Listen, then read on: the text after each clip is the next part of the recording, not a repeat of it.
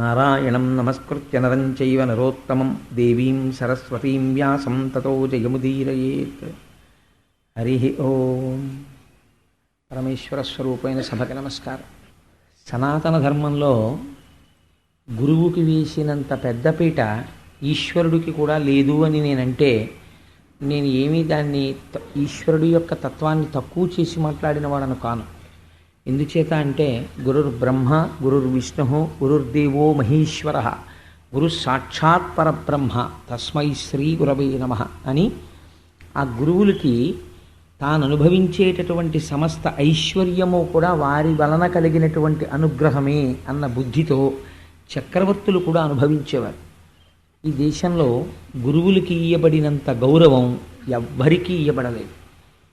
ఆ గురువు సర్వకాలములయందు స్వార్థమును పరిత్యజించినటువంటి వాడై శిష్యోద్ధరణ కోసమని కేవలముగా పరబ్రహ్మమునందు తాను రమిస్తూ జీవితాన్ని గడిపేవాడు. ఈశ్వరుడికి చేసిన సేవ గొప్పదా, గురువుకి చేసినటువంటి సేవ గొప్పదా అన్న ప్రశ్న వేస్తే ఈశ్వరుడికి చేసిన సేవ కన్నా గురువుకి చేసినటువంటి సేవయే గొప్పది. ఎన్నో సందర్భాల్లో దాన్ని ఈశ్వరుడు నిరూపించాడు.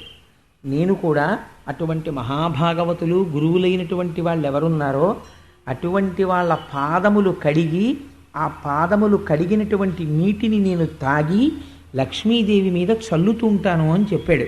మీరు కుచేలోపాఖ్యానంలో చూద్దురు కానీ కుచేలుణ్ణి ఎలా ఆదరించి చూపిస్తాడో. సరే, అందుచేత గురువులకు ఉన్నటువంటి ప్రాధాన్యం అంత గొప్పది. గురువుకి చేసినటువంటి సేవ అలాగే ఉంటుంది. అందుకే మనకి ఒక మాట ఉంది, ఒక గమ్మత్తైన మాట, వ్యోమవత్వ్యాప్త దేహాయ దక్షిణామూర్తయే నమః. ఆకాశం ఎంతవరకు పరివ్యాప్తమై ఉంటుందో గురువు కూడా ఆత్మస్థితి చేత అంతటా నిండిపోయి ఉంటాడు. అటువంటి గురువుకి పంచెల చాపు నీయగలిగినటువంటి శాలెవాడు ఎక్కడుంటాడు? కాబట్టి గురువుకి ఇది ఇచ్చాను అది ఇచ్చాను అనడం వల్ల గురువు తృప్తి చెందడు. నిజానికి దేని వలన తృప్తి చెందుతాడు అంటే గురువుకి చేయగలిగినటువంటి మర్యాద ఒక్కటే. ఏమిటా మర్యాద అంటే గురువుకి శుశ్రూష చేయడమే. అంతకు మించినటువంటి మర్యాద ఇంకేం ఉండదు. ఆయన కూడా ఏమీ ఆపేక్ష ఉండదు ఆయనకి. అటువంటి గురువుకి చేసినటువంటి ఉపకారము అంత గొప్ప స్థితిని తీసుకొస్తుంది. గురువు పట్ల అమర్యాదగా ప్రవర్తించడం కూడా అనేకమైనటువంటి కష్టాలని తీసుకొస్తుంది.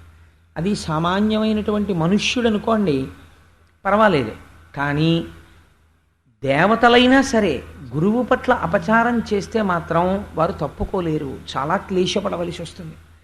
ఈ విషయాన్ని, గురువుల యొక్క వైభవాన్ని, గురువులు ఎంత స్వార్థత్యాగంతో ఉంటారో, వారు ఎంత శక్తివంతులై ఉంటారో, నిరంతరము ఈశ్వరుడికి ప్రణిపాతం చేస్తూ ఆత్మానుభవ సిద్ధులై ఎలా రమిస్తూ ఉంటారో చూపించేటటువంటి కొద్ది బలవత్తరమైనటువంటి ఆఖ్యానములను వ్యాసుడు శ్రీమద్భాగవతమునందు పొందుపరచారు. అటువంటి ఆఖ్యానములలో ఒక పరమ పవిత్రమైనటువంటి ఆఖ్యానాన్ని ఇవాళ మనం చెప్పుకోకపోతున్నాం. ఒకానొక సమయంలో ఇంద్రుడు ఒక పెద్ద సభని తీర్చి ఉన్నాడు. ఆ సభకి అశ్వినీ దేవతలు వచ్చారు, యక్ష గంధర్వ కిన్నెర కింపురుషాదులు వచ్చారు, ఎందరో పెద్దలు వచ్చారు. వీరందరూ అక్కడ నిలబడి ఉండగా అప్సరసలు సేవిస్తూ ఇంద్రుడు సముచితమైనటువంటి సింహాసనం మీద కూర్చునున్నాడు. అందరూ ఇంద్రుడిని సేవించేవారు తప్ప ఇంద్రుడి చేత సేవింపబడవలసినటువంటి వారు ఆ సభలో లేరు. ఇక్కడే మీరు ఒక గమ్మత్తు తెలుసుకోవాలి. మీరు మిమ్మల్ని పూజించే వాళ్ళు చాలామంది ఉండొచ్చు. ఒక ఉదాహరణ నేను చెప్తాను. ఇప్పుడు మీ అందరికీ నా యందు ఒక గౌరవభావం ఉన్నది అని నేను కాసేపు ఊహ చేశాను అనుకోండి. అంతటి గౌరవం పొందడానికి నేను పాత్రుడను కాను, అయినా గౌరవమును నేను పొందుటకు పాత్రుడను అని ఒక 2 నిమిషాలు నేను ఆలోచన చేశాను అనుకోండి. మీరందరూ నాకు నమస్కరిస్తారు.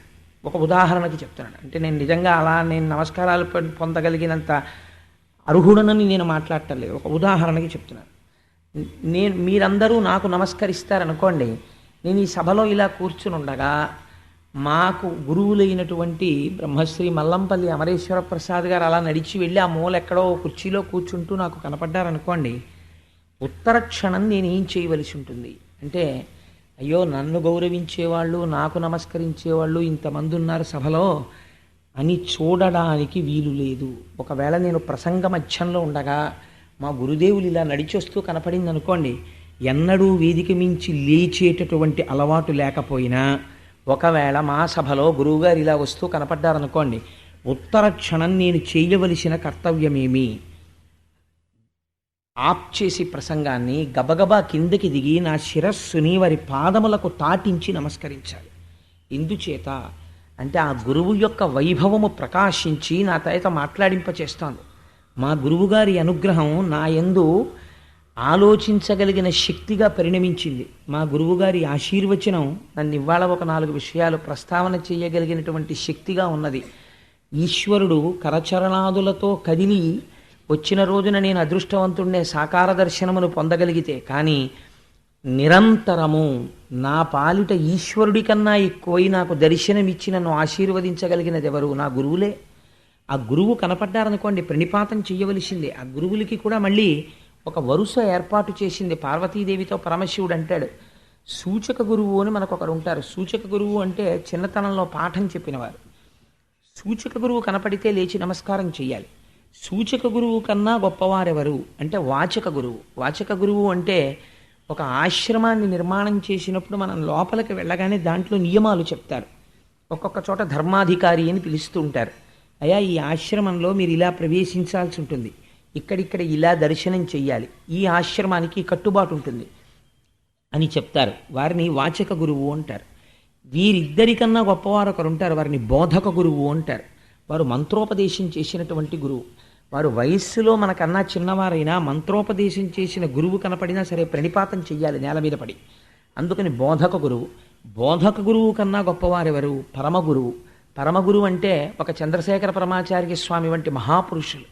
అటువంటి మహాపురుషుడు వచ్చారనుకోండి, బోధక గురువులందరూ కూడా లేచి నమస్కారం చేస్తారు. పరమగురువు 5వ వాణ్ణి కూడా శాస్త్రం గురువుగా నిర్ణయించింది, కానీ ఎప్పుడూ అటువంటి గురువుని ఆశ్రయించకూడదు, అటువంటి గురువు దగ్గర ఏవీ ఉపదేశాలు తీసుకోకూడదు. కానీ ఆయన్ని గురువే అంటారు. ఎవరైనా నిషిద్ధ గురువు, ఉండకూడని గురువు. ఎవరైనా ఉగ్ర పూజలు మొదలైనటువంటివి నేర్పడం, అక్కర్లేనటువంటి విషయాలు, సరే దాని గురించి నేను అసలు ఎక్కువ ప్రస్తావన చేయను, దాని పేరే నిషిద్ధ గురువు కనుక. అందుకని 5గురిగా పరమశివుడు పార్వతీదేవికి తెలియచేస్తాడు. చేత గురువు యొక్క వైభవము అంత గొప్పగా ఉంటుంది. నేను ఒక్క మాట చెప్తే మీరు తొందరగా దాన్ని గ్రహించగలుగుతారని నేను అనుకుంటున్నాను.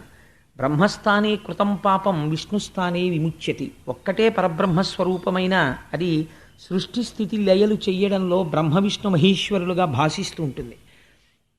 బ్రహ్మస్థానే కృతం పాపం విష్ణుస్థానే విముచ్యతి. ఎప్పుడైనా చతుర్ముఖ బ్రహ్మగారి స్థానమనందు అపచారం జరిగితే శ్రీ మహావిష్ణువు యొక్క మూర్తికి నమస్కరిస్తే పోతుంది. విష్ణుస్థానే కృతం పాపం శివస్థానే విముచ్యతి. జ్ఞానదాత కాబట్టి విష్ణువునందు జరిగినటువంటి అపచారాన్ని పరమశివుడు పరిహరిస్తాడు. విష్ణుస్థానే కృతం పాపం శివస్థానే విముచ్యతి. శివస్థానే కృతం పాపం గురుస్థానే విముచ్యతి. శివుడి దగ్గర ఏదైనా అపచారం జరిగితే గురువుకి నమస్కారం చేసి గురువుకి క్షమార్పణ చేస్తే గురువు తీయగలడు. ఇంకా తర్వాత చెప్పలేదు. అంటే నీవు చెయ్యకూడని అపచారం ఏది? అసలు గురువు జోలికి వెళ్ళకూడదు, గురువు మనస్సు బాధ పెట్టకూడదు. గురువుకి ఏమి అపచారం చెయ్యక్కర్లేదండి. మీ ప్రవర్తన చేత గురువు మనస్సు ఖేదపడింది అనుకోండి, దానికి ఇంకా ఉత్తర జన్మ వరకు ఆపరు. అది విచిత్రం. గురువుకున్న గొప్పతనం ఏమిటంటే, గురువు పట్ల జరిగినటువంటి అమర్యాదకి ఫలితాన్ని ఇవ్వడానికి ఈ జన్మకి పుర్రె మీద రాశాం కదా, వచ్చే జన్మలో చూద్దామని చూపించరు. సజ్జ ఫలితమునిచ్చేస్తుంది. ఉత్తర క్షణములో కీడు ప్రారంభమైపోతుంది అంతే. మళ్ళీ ఎవరు తీయాలి దాన్ని? మళ్ళీ గురువుగారే అనుగ్రహించాలంతే. మళ్ళీ గురువుగారు అనుగ్రహించేంత వరకు ఈశ్వరుడు కూడా జోక్యం చేసుకోడు ఇంకా గురువుల విషయంలో. ఒక గురువుకి సమాజంలో ఉండేటటువంటి స్థానము అంత సమున్నతమైనటువంటిదై ఉంటుంది.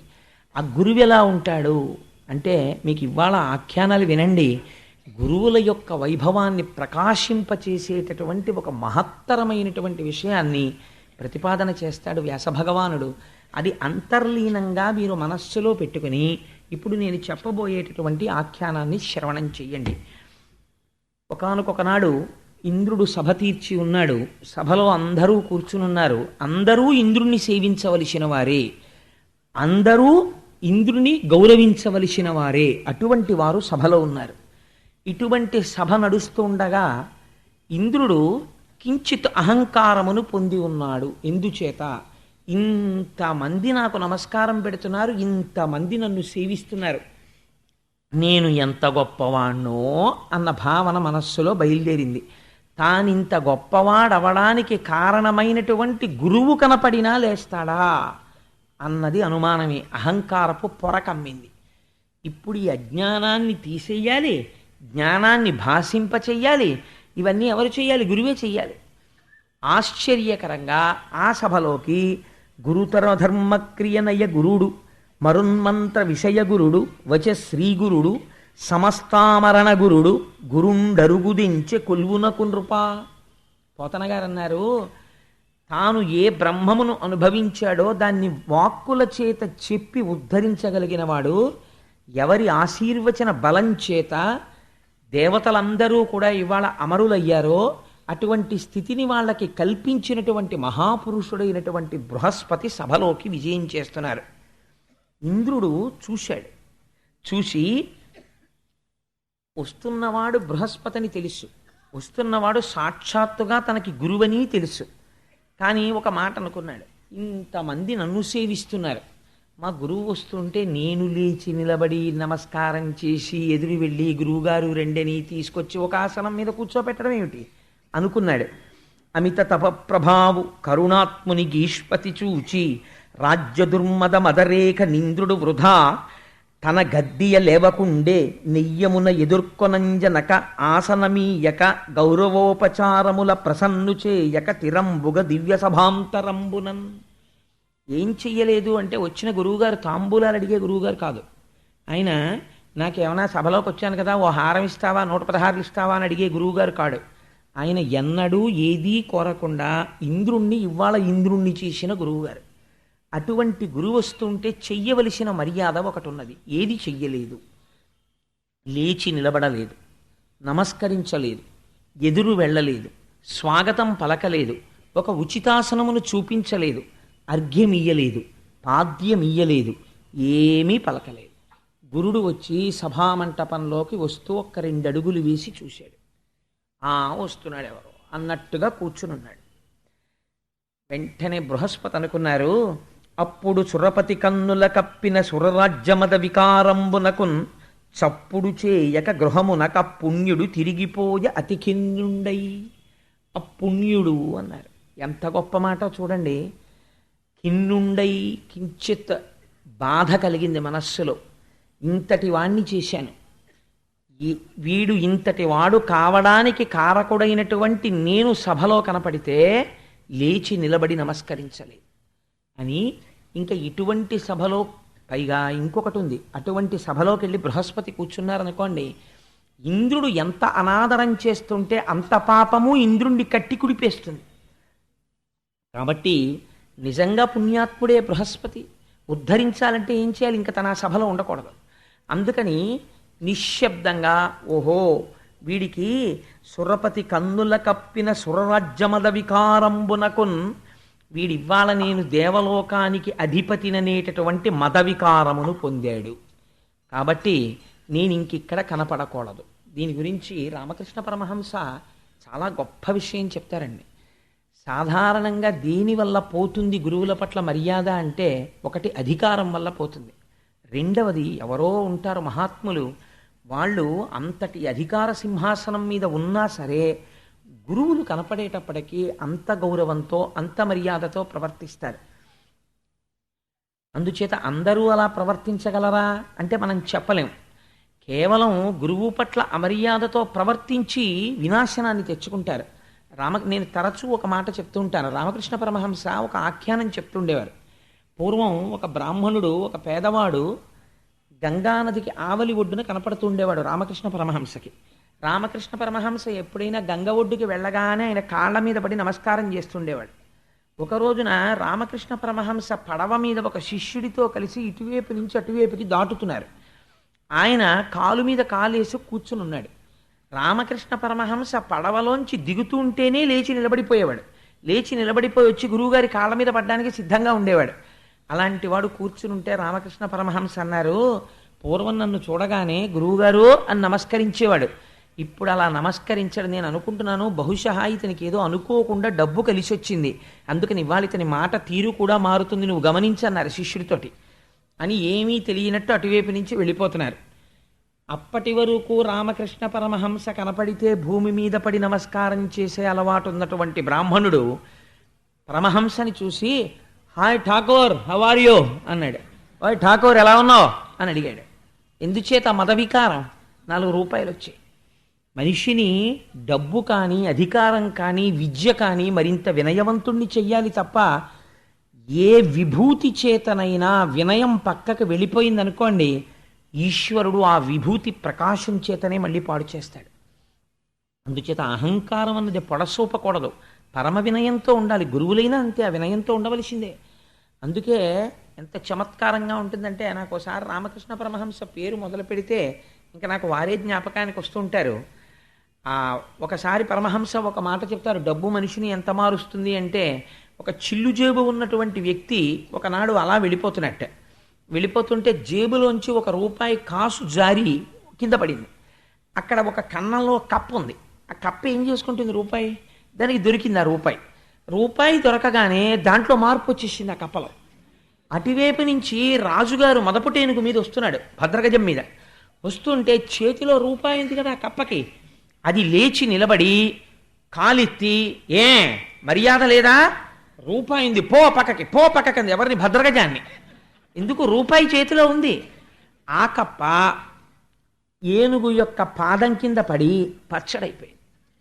₹1 అంత వికారాన్ని తీసుకొచ్చేస్తుంది, అంత అహంకారాన్ని తీసుకొచ్చేస్తుంది. అది ఎప్పటికి పోతుందో. పరమహంస ఎంత దారుణంగా చెప్పారో తెలుసా అండి? నేను నేను నేను అంటాడు. ఈ నేను నేను నేను అన్న వికారం పోవడానికిట ఈశ్వరుడు పశువు కింద పుట్టిస్తే వీడు బతికినన్నాళ్ళు కంఠం మీద పెద్ద పుండు వేస్తుంది. ఆ పుండు, ఆ బండి లాగించేవాడు ఏం చేస్తాడంటే, ప్రయత్నపూర్వకంగా పుండుని 2 చేతులతో పట్టుకుని దాన్ని ఇలా పక్కలకి ఒత్తిగిలించి దాని మీద కాడి పెట్టి బండి తోలుతుంటాడు. ఆ నడుస్తున్నప్పుడు మెడ మీద చర్మం ఇలా ఇలా ఊగుతూ ఈ పుండు కాడి కిందకు వస్తూ ఉంటుంది. ఆగితే నడుము మీద కొడతాడు, ఆగకపోతే పుండు కాడి కిందకు వస్తుంది. ఆ పుండు నలిగిపోయి కన్నుల నీరు కారుస్తూ అలాగే కొన్ని గంటలు బండి లాగుతుంది. లాగి పడుకుంటుంది. తోక ఎక్కడికందదో అక్కడికొచ్చి ఎద్దు పుండు కాకి నిప్పా అని పేరు. అప్పటి వరకు కాడి తగిలి బద్దలైన పుండుని కాకి తన ముక్కుతో పొడిచి ఆ చీము రక్తం తాగుతుంది. ఇలా పడుకుంటే పొడిచేస్తుంది, అలసట తీరనివ్వదు. ఇన్ని కష్టాలు పడితే వృద్ధాప్యం వచ్చిన తర్వాత దాన్ని చంపేసి తోలు ఎక్కలాగేసి దప్పు చేసి నిప్పు దగ్గర పెట్టి కాల్చి దాన్ని కొడతారు. కొడితే అప్పుడు అది డామ్ డామ్ డామ్, ఇంకా చప్పుడే, ఇంకా నిశ్శబ్దం రాలేదు. అప్పుడు దాని నరాలు తీసి దూదేకేవాడు ఉంటాడు కదా, అప్పుడు ఆ దూదేకేవాడు ఆ దండికి గట్టిగా బిగించి దూదిలో పెట్టి ఇలా కొడుతుంటే, ఒక్కొక్క దెబ్బ నరం మీద కొడుతుంటే అప్పుడు మాత్రం బుద్ధొచ్చి తూహు తూహు తూహు అంటుందట. నేను నేను పోయి నువ్వు నువ్వు నువ్వు అంటుందట. అప్పటికి పోయింది దాని పశుత్వం అన్నాడు. ఎంత కాల్చిందో చూడరా, విర్రాలోచన ఇలా చూపిస్తాడు ప్రతిదానికి. ఏది నీది? నీలో ఉన్న సమస్త విభూతులు ఈశ్వరుడి చేత ప్రకాశింపబడుతున్నాయి. నీదన్నది ఏదీ లేదు. ఈశ్వరుడు తలుచుకుంటే ఉత్తర క్షణమునందు నువ్వు ఏ విభూతిని చూసుకొని గర్వపడుతున్నావో దానిని తొలగించగలడు. శ్రీగుణరత్న కోశంలో భట్టర్లు చెప్పినట్టు, ఇవాల్టి రాత్రి వరకు చక్రవర్తి, రేపటి రోజు తన రాజ్యంలో ఐశ్వర్యవంతుల గోడల క్రీనీడలో తన రూపు కనపడకుండా నిలబడి భిక్షాటన చేస్తాడు. ఎంతసేపట్లో తొలగిపోవాలి ఐశ్వర్యం? సత్యనారాయణ స్వామి వారి వ్రత కథలో విన్నారు కదా, ఆ రాజుగారు నాకు అక్కర్లేదు వ్రతం ప్రసాదం అని ఇలా వెళ్ళేటప్పటికి పోయిందంటే ఐశ్వర్యం. ఈశ్వరుడు తలుచుకుంటే ఎంతలో పోతుందండి? ఈశ్వరానుగ్రహం కలిగితే అయ్యి బాబోయ్ ఏం వినాల్సి వస్తుందో అని బెంగ పెట్టుకుని వెళ్ళినటువంటి వాళ్ళు ఈశ్వరానుగ్రహం ఉంటే శుభవార్తతో తిరిగి వచ్చేస్తారు. అమ్మయ్య మా మనస్సులు చల్లగా ఉన్నాయి. ఈశ్వరానుగ్రహం ఏది చెయ్యలేదు, ఏదైనా చెయ్యగలదు. అది నమ్ముకున్న వాళ్ళకి ఆ సంస్కార బలం, ఆ మంచితనం ఎప్పుడూ కాపాడుతుంటాయి. సరే, అందుచేత ఆ గురుడు వస్తుంటే లేచి నిలబడనటువంటి కారణం చేత ఆయనకి కలిగినటువంటి మదవికారమును తొలగించాలనుకున్నాడు. అనుకుని ఆ పుణ్యుడు తిరిగి వెళ్ళిపోయాడు. తిరిగి వెళ్ళిపోయాడు. కానీ సభ ఆపలేదు. ఇంద్రుడు సభ నడిపించాడు. సభ అంతా అయిపోయింది, అందరూ వెళ్ళిపోయారు. అప్పుడు అనుకున్నాడు మనస్సులో, అరెరే, ఇంతమంది నన్ను సేవించడానికి ఏది కారణం? ఈశ్వరానుగ్రహం కారణం. ఆ ఈశ్వరానుగ్రహం నాకు తెచ్చిపెట్టిన వాడెవరు? నా గురువు. అటువంటి గురువు సభలో వస్తుండగా సింహాసనాధిష్ఠుడైనటువంటి రాజు లేవకూడదని చెప్పినవాడు, అధర్మంతో మాట్లాడినవాడు. నేను ఇంద్రుడనై నేనే చెయ్యకూడని పని చేశాను. మా గురువరేణ్యులు నడిచొస్తుంటే నేను లేచి నిలబడలేదు, వారికి స్వాగతం పలకలేదు, వారికి ఆసనం ఇవ్వలేదు. నా వలన ఘోరాపచారం జరిగింది. ఖచ్చితంగా ఇది నన్ను కట్టి కుడిపి తీరుతుంది. కాబట్టి ఇప్పుడు దీన్ని ఎవరు ఆపాలి? మా గురువులే ఆపాలి అని గబగబా పరిగెత్తుకుంటూ గురువుగారి ఇంటికి వెళ్ళాడు. ఇక్కడ కూర్చున్నాడు. కానీ గురువు యొక్క శక్తి ఏమిటి? తన పట్ల అమర్యాదగా ప్రవర్తించినటువంటి ఇంద్రుడి మనస్సులో వస్తున్నటువంటి భావజాలమును బృహస్పతి తన యొక్క గృహమునందు కూర్చుని తెలుసుకుంటున్నాడు. ఇంద్రుడు బయలుదేరి తన ఇంటికి వస్తున్నాడు. తన ఇంటికి వస్తున్నాడని తెలుసుకోగానే అతనికి ఒక పాఠం చెప్పాలని తన యోగశక్తితో ఇంద్రుడికి దొరకకుండా అంతర్హితుడైపోయాడు. వచ్చాడు. ఆ గురువుగారి ఇల్లంతా వెతికాడు. కానీ ఎక్కడా గురువుగారి దర్శనం అవ్వలేదు. ఖిన్నుడై మళ్ళీ ఐరావతం ఎక్కి వెళ్ళిపోతున్నాడు. అయ్యో, గురువుగారు ఎక్కడా దొరకలేదురా, గురువుగారి పట్ల అపచారం చేశాను, గురువులకి క్షమార్పణ అనుకుంటున్నాడు. ఈ మాట వినవలసిన వాళ్ళు విన్నారు. ఇదే ఉత్తరక్షణ ఫలితం అంటే. ఎవరు విన్నారు? రాక్షసుల గూఢచారులు విన్నారు. విని వెంటనే పరుగున వెళ్ళిపోయి రాక్షసులకు నివేదన చేశారు. అయా, ఇవాళ ఇంద్రుడికి బృహస్పతి యొక్క అనుగ్రహం తొలగిపోయింది. బృహస్పతికి ఆగ్రహం కలిగింది. గురువు ఆగ్రహం ఎవరి మీద కలిగిందో వాడిని పడగొట్టేయడం చాలా తేలిక. కాబట్టి ఇప్పుడు ఇంద్రుడు గడ్డిపోల్చ నిమిత్తం అంతే మనం యుద్ధానికి వెళ్ళడం, ఓడిపోయి తీరుతాడు. అందుకని మనం యుద్ధానికి బయలుదేరదాన్ని రండి అన్నారు. అంతే. ఆ శత్రు సైన్యం అంతా, రాక్షసులందరూ వచ్చేశారు. బ్రహ్మాండమైనటువంటి పోరు జరుగుతోంది. ఇంత బలవంతులైనటువంటి దేవతలు కూడా గడ్డిపోచల్లా ఎందుకు పనికి రాకుండా ఓడిపోయి వెళ్ళిపోతున్నారు. వాళ్ళేం చేశారు? రాక్షసులు యుద్ధానికి వచ్చే ముందు శుక్రాచార్యుల వారి పాదములు పట్టుకుని వారికి నమస్కరించి వారి అనుగ్రహంతో బయలుదేరి వచ్చారు యుద్ధానికి. ఆయన ఆశీర్వచనం చేసి పంపించాడు. ఇప్పుడు వారికి గురుబలం ఉన్నది. వారు రాక్షసులు కావచ్చు, వీళ్ళు దేవతలే కావచ్చు. ఎంత గొప్ప తీర్పు చెప్తున్నారో చూడండి మహర్షి. వీరు దేవతలు కావచ్చు, వీరికి గురుబలం లేదు. వాడు ఇంద్రుడే కావచ్చు, అశ్వినీ దేవతలు కావచ్చు, దిక్పాలులు కావచ్చు, ఇవాళ గురుబలం లేదు. అందుచేత వీరు ఓడిపోయారు. అమరావతిని రాక్షసులు స్వాధీనం చేసుకున్నారు. ఇంద్రాదులు భయపడి చతుర్ముఖ బ్రహ్మగారి దగ్గరికి పరిగెత్తి అయ్యా, కనీ విని తెలియనటువంటి విడ్డూరం, కొన్ని సంవత్సరములు పోరాడుకున్నాం, మాకు ఓటమి తెలియదు. అటువంటిది నిన్నను బృహస్పతి గారికి కోపం వచ్చి వెళ్ళిపోయారు సభలోంచి. ఇవాళ అమరావతి పోయింది. ఉత్తర క్షణంలో నేను రాజ్య భ్రష్టుడనైపోయాను, సింహాసన భ్రష్టుడనైపోయాను. దేని మీద కూర్చుని వీళ్ళందరూ నా వాళ్ళని గౌరవింపబడ్డానో వాళ్ళ ఎదుటనే ఈ ఇంద్రుడు చేతకాని వాడు ఓడిపోయాడు, మన నాయకుడు అనిపించుకుని తిరిగి వచ్చేసాను. దీనికి అంతటికీ కారణం నేను బృహస్పతిని అవమానించడమే అని అనుకుంటున్నాను. ఇప్పుడు మాకు ఎలాగ జీవితం గట్టెక్కుతుంది అని అడిగితే బ్రహ్మగారు అన్నారు, నివారణోపాయం చెప్పలేదండి బ్రహ్మగారు. వెంటనే ఆయన అన్నాడు, నెట్టన పాపకర్మమున నేరమి చేసి తిరేమి చెప్ప, మీ పుట్టిన నాట నుండియును బుద్ధులు చెప్పి జగంబులేలగా పట్టము కట్టి పెంచిన కృపానిధి బ్రహ్మకళా విధిజ్ఞు చేపట్టక గుట్టుచారి సిరిపట్టున దొట్టిన పొట్ట కొవ్వునన్. ఎంత గొప్ప మాట అడిగాడో చూడండి చతుర్ముఖ బ్రహ్మగారు. మీరు పుట్టినప్పటి నుంచి మీకు మరణం లేదని మీరు సంతోషపడిపోతున్నారు, అమృతం దాగామని. పుట్టినప్పటి నుంచి మహానుభావుడు బ్రహ్మ విద్యా నిపుణుడై అంతటా ఈశ్వరుణ్ణి చూస్తూ తన కోసమని కాకుండా మహాత్యాగి అయి మీకందరికీ ఈ సుస్థిరమైన స్థానములను కల్పించాడు. అటువంటి మహాపురుషుణ్ణి ఎలా గౌరవించాలో మీకు చేత కాలేదంటే కొవ్వుతో నిండింది ఇవ్వాల. అందుకే మీరు సింహాసన భ్రష్టులయ్యారు. ఏ గురువు మీ పట్ల ఆగ్రహాన్ని చూపించాడో చతుర్ముఖ బ్రహ్మగారే తలుచుకుంటే ఒక్కసారి బృహస్పతిని ప్రార్థన చేసి పిలవగలరు. కానీ గురువు పట్ల ఆయన చూపించిన మర్యాద చూడండి.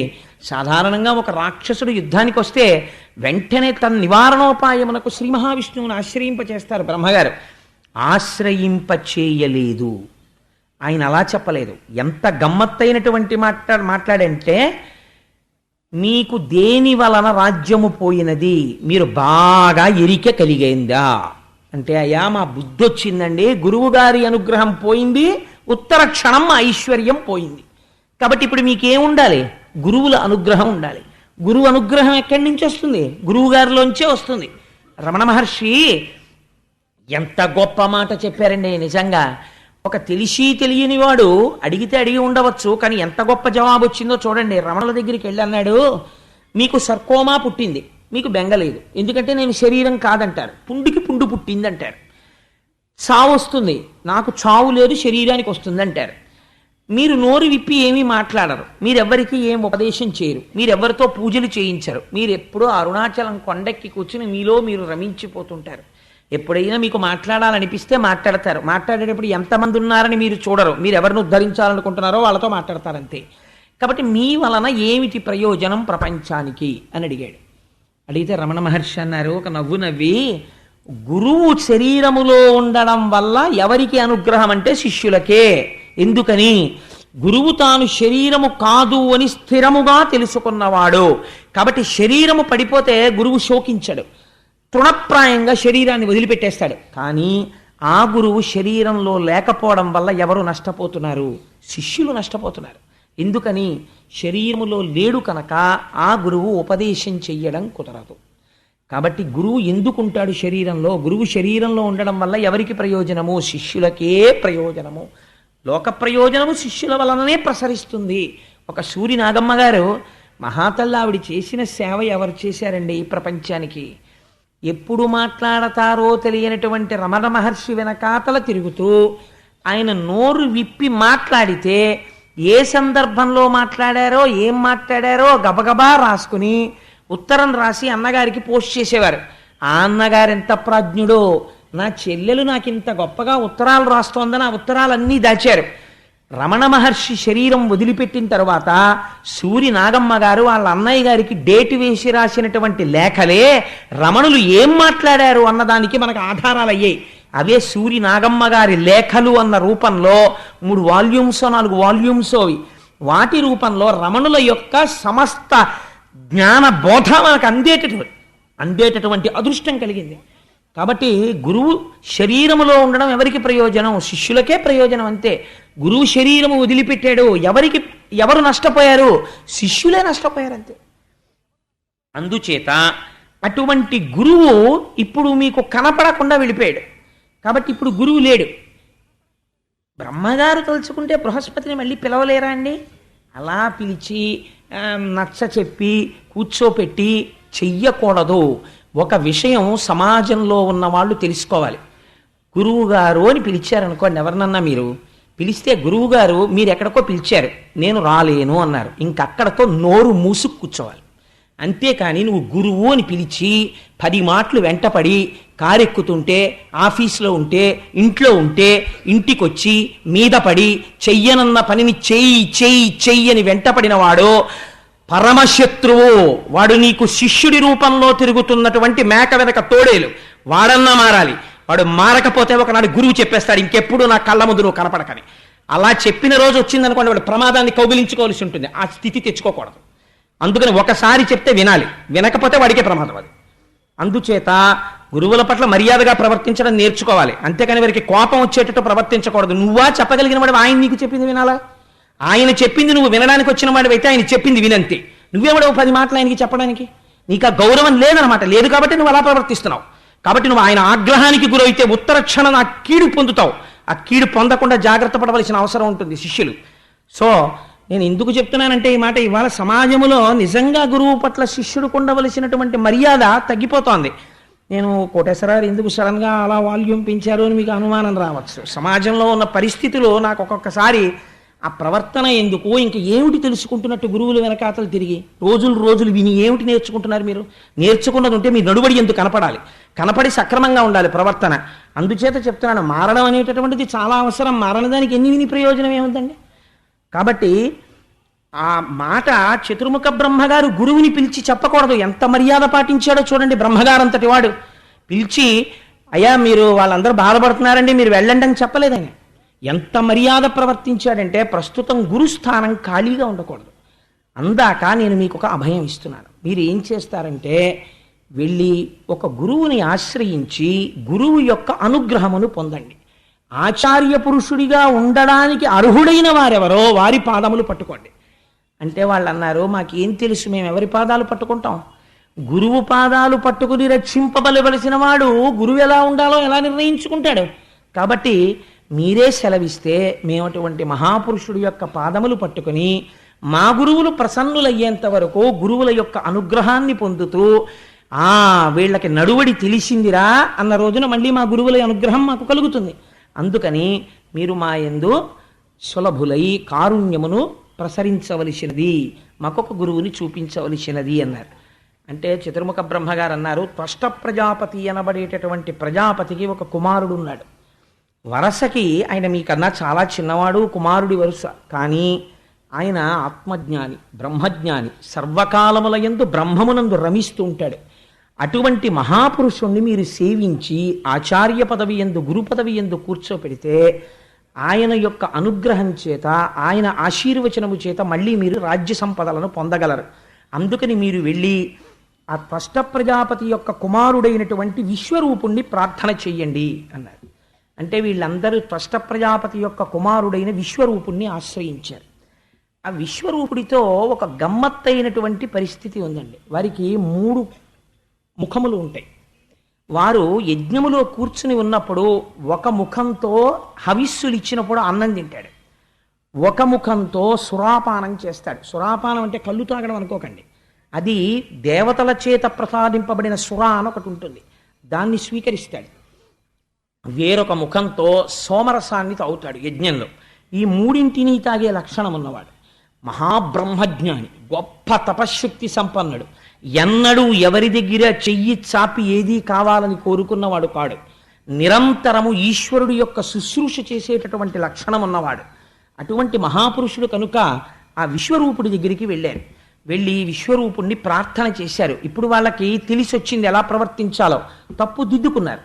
అందుకని అన్నారు, అరయ ఆచార్యుండు పరతత్వ రూపంబు తండ్రి తలంపంగ ధాతరూపు రూపింప భ్రాత మరుత్వతి రూపంబు తెలియంగ తల్లి భూదేవి రూపు భగిని కరుణ రూపు భావంబు ధర్మస్వరూపంబు తానర్ధి రూపు మొదల అభ్యాగతుడుమున్న అగ్నిదేవుని రూపు సర్వభూతములు కేశవుని రూపు కాన తండ్రి వేగకడు ఆర్తులకు పితృజనులమైన మమ్ము చల్లచూచి పరభయంబు వాపి నిరుపమంపగు తపోమహిమ చేత మెరసి మనుపవయ్య. ఎంత గొప్ప మాట మాట్లాడారో చూడండి. విశ్వరూపుడి దగ్గరికి వెళ్ళి, అయ్యా ఆచార్యుడు పరతత్వ రూపంబు, ఇప్పుడు మాకు తెలిసింది గురువు అంటే ఎవరో తెలుసా? సాక్షాత్ శ్రీమన్నారాయణుడికి ఆ పరతత్వానికి గురువుకి తేడా లేదు, ఒకటే అయి ఉంటారు. తండ్రి తలపంగ ధాతు రూపు, చతుర్ముఖ బ్రహ్మగారి యొక్క రూపమే తండ్రిగా ఉంటుంది. తండ్రి గారిని సేవించినా, తండ్రి గారికి నమస్కరించినా, అందుకే తండ్రి ఉపదేశం చేస్తే బ్రహ్మోపదేశమే. అందుకని చతుర్ముఖ బ్రహ్మగారే తండ్రిగా ఉంటాడు. రూపింప భ్రాత మరుత్వతి రూపంబు, సోదరుడు ఎవరుంటాడో ఆయన ఇంద్రుడి యొక్క రూపంలో ఉంటాడు. అన్నగారిని సేవిస్తే దేవేంద్రుణ్ణి సేవించినట్టు. తెలియంగ తల్లి భూదేవి రూపు, అమ్మ భూదేవి యొక్క రూపం. భగిని కరుణ రూపు, తోడపుట్టిన అక్క చెల్లెళ్ళు సాక్షాత్ రాశీభూతమైనటువంటి దయాస్వరూపాలు. భావంబు ధర్మస్వరూపంబు, తన భావమే ధర్మస్వరూపం. తానర్ధిరూపు, తను అర్ధిరూపు అంటే ఒకరిని అర్థించేటటువంటి రూపం. అభ్యాగతుడు మున్న అగ్నిదేవిని రూపు సర్వభూతములు కేశవుని రూపు అని అన్ని ఏవే రూపాలుగా ఉంటాయో సమస్త భూతములు శ్రీ మహావిష్ణు రూపంలో ఉంటాయి. అందుకని నీకు మేము తండ్రుల వరస అవుతాం. ఎందుకంటే నువ్వు త్వష్ట ప్రజాపతి యొక్క కుమారుడవు, మేము దేవేంద్రాదులం. కానీ ఇవాళ నీలో ఉన్న జ్ఞానమును మేము గుర్తించాం. నువ్వు మాకన్నా చిన్నవాడివి, మా కొడుకు వరస, అందుకని నువ్వురా అని మేము అంటలేదు. నీ యందు గురుత్వమును చూచి మేము పెద్దవాళ్ళమైనా, పదవులలో ఉన్నా, నువ్వు పర్ణశాలలో ఉన్నా, మాకు చిన్నవాడివైనా కొడుకు వరసైనా నీవు తండ్రి వరసైనా నిన్ను పరతత్వంగా చూసి నీ పారములకు మా శిరస్సు తాటించి నమస్కరిస్తున్నాం. మాకు ఆచార్యత్వాన్ని వహించి మళ్ళీ మాకు దేవేంద్రాది పదవులు వచ్చేటట్టుగా మాకు అనుగ్రహాన్ని కటాక్షించు. ఇంకా మాటలో ఒక చిన్న తేడా ఉండిపోయిందండి. ఇంద్రుడు అన్నాడు, మేము మళ్ళీ అమరావతి పట్టణాన్ని ఏలడం ప్రారంభించిన తరువాత ఆ అమరావతిలో ఉన్నటువంటి భోగములన్నీ గురువరేణ్య మీవే. మాకు ఏ ఐశ్వర్యం ఉంటుందో అది మీదే, మాకు ఏ సంపత్తి ఉంటుందో అది మీదే. వినయంతోనే అంటున్నాడు ఈ మాట. ఈ మాటలంటే విశ్వరూపుడు నవ్వి అన్నాడు, నేనేం చేస్తుంటానో తెలుసా? గురువులంటే ఎంత వినమ్రులై ఎంత నిస్వార్థంగా మనస్సులో కూడా కోర్కెని జనింపనివ్వనివ్వరు. ఇది నాకు కలిగితే బావుండును శిష్యుల వల్ల అన్న కోరిక గురువుకి రాకూడదు. శిష్యులు గురువు శరీరం చాలా కాలం నిలబడ్డం కోసం శిష్యులు అమర్చారనుకోండి గురువుగారికి, గురువుగారు ఇలా ఉంటే మీ శరీరం పడిపోతుంది, అందుకని మీరు నడవకండి, మేము పల్లకీలో తీసుకెడతాం అన్నారనుకోండి గురువుగారి, దోషం లేదు. అందుకే చంద్రశేఖర పరమాచార్య స్వామి తాను నడవనన్నా నడిచేవారు, శిష్యుల పల్లకీ అన్నా ఎక్కారు తప్ప మహానుభావుడు సన్యసించి పీఠాధిపతి అయ్యారు కనుక కారు కూడా ఎక్కేవారు కాదు. అందుకే వారు నడిచే దేవుడయ్యారు, మూర్తీభవించిన ధర్మస్వరూపం అయ్యారు మహానుభావుడు. అందుచేత నువ్వు కోరుకోవు కానీ మేము అడుగుతున్నాం, మా ఐశ్వర్యములన్నీ నీవే అన్నారు. అంటే ఆయన అన్నాడు, నేను సాధారణంగా ఎలా బ్రతుకుతానో తెలుసా? వ్యవసాయ క్షేత్రములలో వ్యవసాయదారులు పంట ఇంటికి తీసుకుపోయిన తరువాత కొన్ని కంకులు వదిలేస్తారు, ఇంకా వాటిని తీసుకెళ్లే ఉద్దేశ్యం వాళ్ళకు ఉండదు. అలా భూమి మీద పడిపోయినటువంటి కంకులు, మట్టిలో పడిపోయినటువంటి ధాన్యాన్ని ఏరుకుని అవి తెచ్చుకొని త్యాగరాజస్వామి అలా జీవించారు. ఆయన ప్రతి ఇంటి దగ్గరికి వెళ్ళి భిక్ష స్వీకరించినట్టు స్వీకరించేవారు. సాధారణంగా ఇలా కూడా స్వీకరిస్తూ ఉంటారు. అంటే పొలాల్లోకి వెళ్ళి పడిపోయిన గింజలు ఏరుకుని అవి ఎవ్వరికీ పనికిరావు, మట్టిలో కలిసిపోతాయి, అవి తెచ్చుకుని దంపుకుని బియ్యం చేసుకుని వండుకు తింటారు తప్ప అసలు ఏ భూతమునకు సంబంధించినది కూడా ఇలా చెయ్యి చాపి అడిగి తినరు. ఇలా ఉండడం చాలా గొప్ప బ్రహ్మజ్ఞానం ఉంటే కానీ కుదరదు. చాలామంది అంటారు తెలియక, కుచేలుడేదో కృష్ణుడికి పెట్టకుండా అటుకులు తినేశాడు అందుకని దరిద్రం వచ్చింది అనుకుంటుంటారు. మీరు భాగవతంలో విందురు గాని కుచేలుడు అంటే ఏమిటో, ఆ కుచేలుడి కాళ్ళు కడిగి ఆ నీళ్లు తన శిరస్సును తల్లుకున్నాడు కృష్ణ పరమాత్మ. బ్రహ్మజ్ఞానం అంటే ఎలా ఉంటుందో చూద్దరు కానీ కుచేలుడు అటువంటి దిక్కుమాలిన పనులు చేసిన వాడు కాడు, ఎవడు సృష్టించాడో తెలియదు ఆ మాట. సరే, అందుచేత అటువంటి నేను అటువంటి ధాన్యం ఏరుకు తింటాను. నాకు సర్వభూతముల యందు ఈశ్వరుడు కనపడుతూ ఉంటాడు.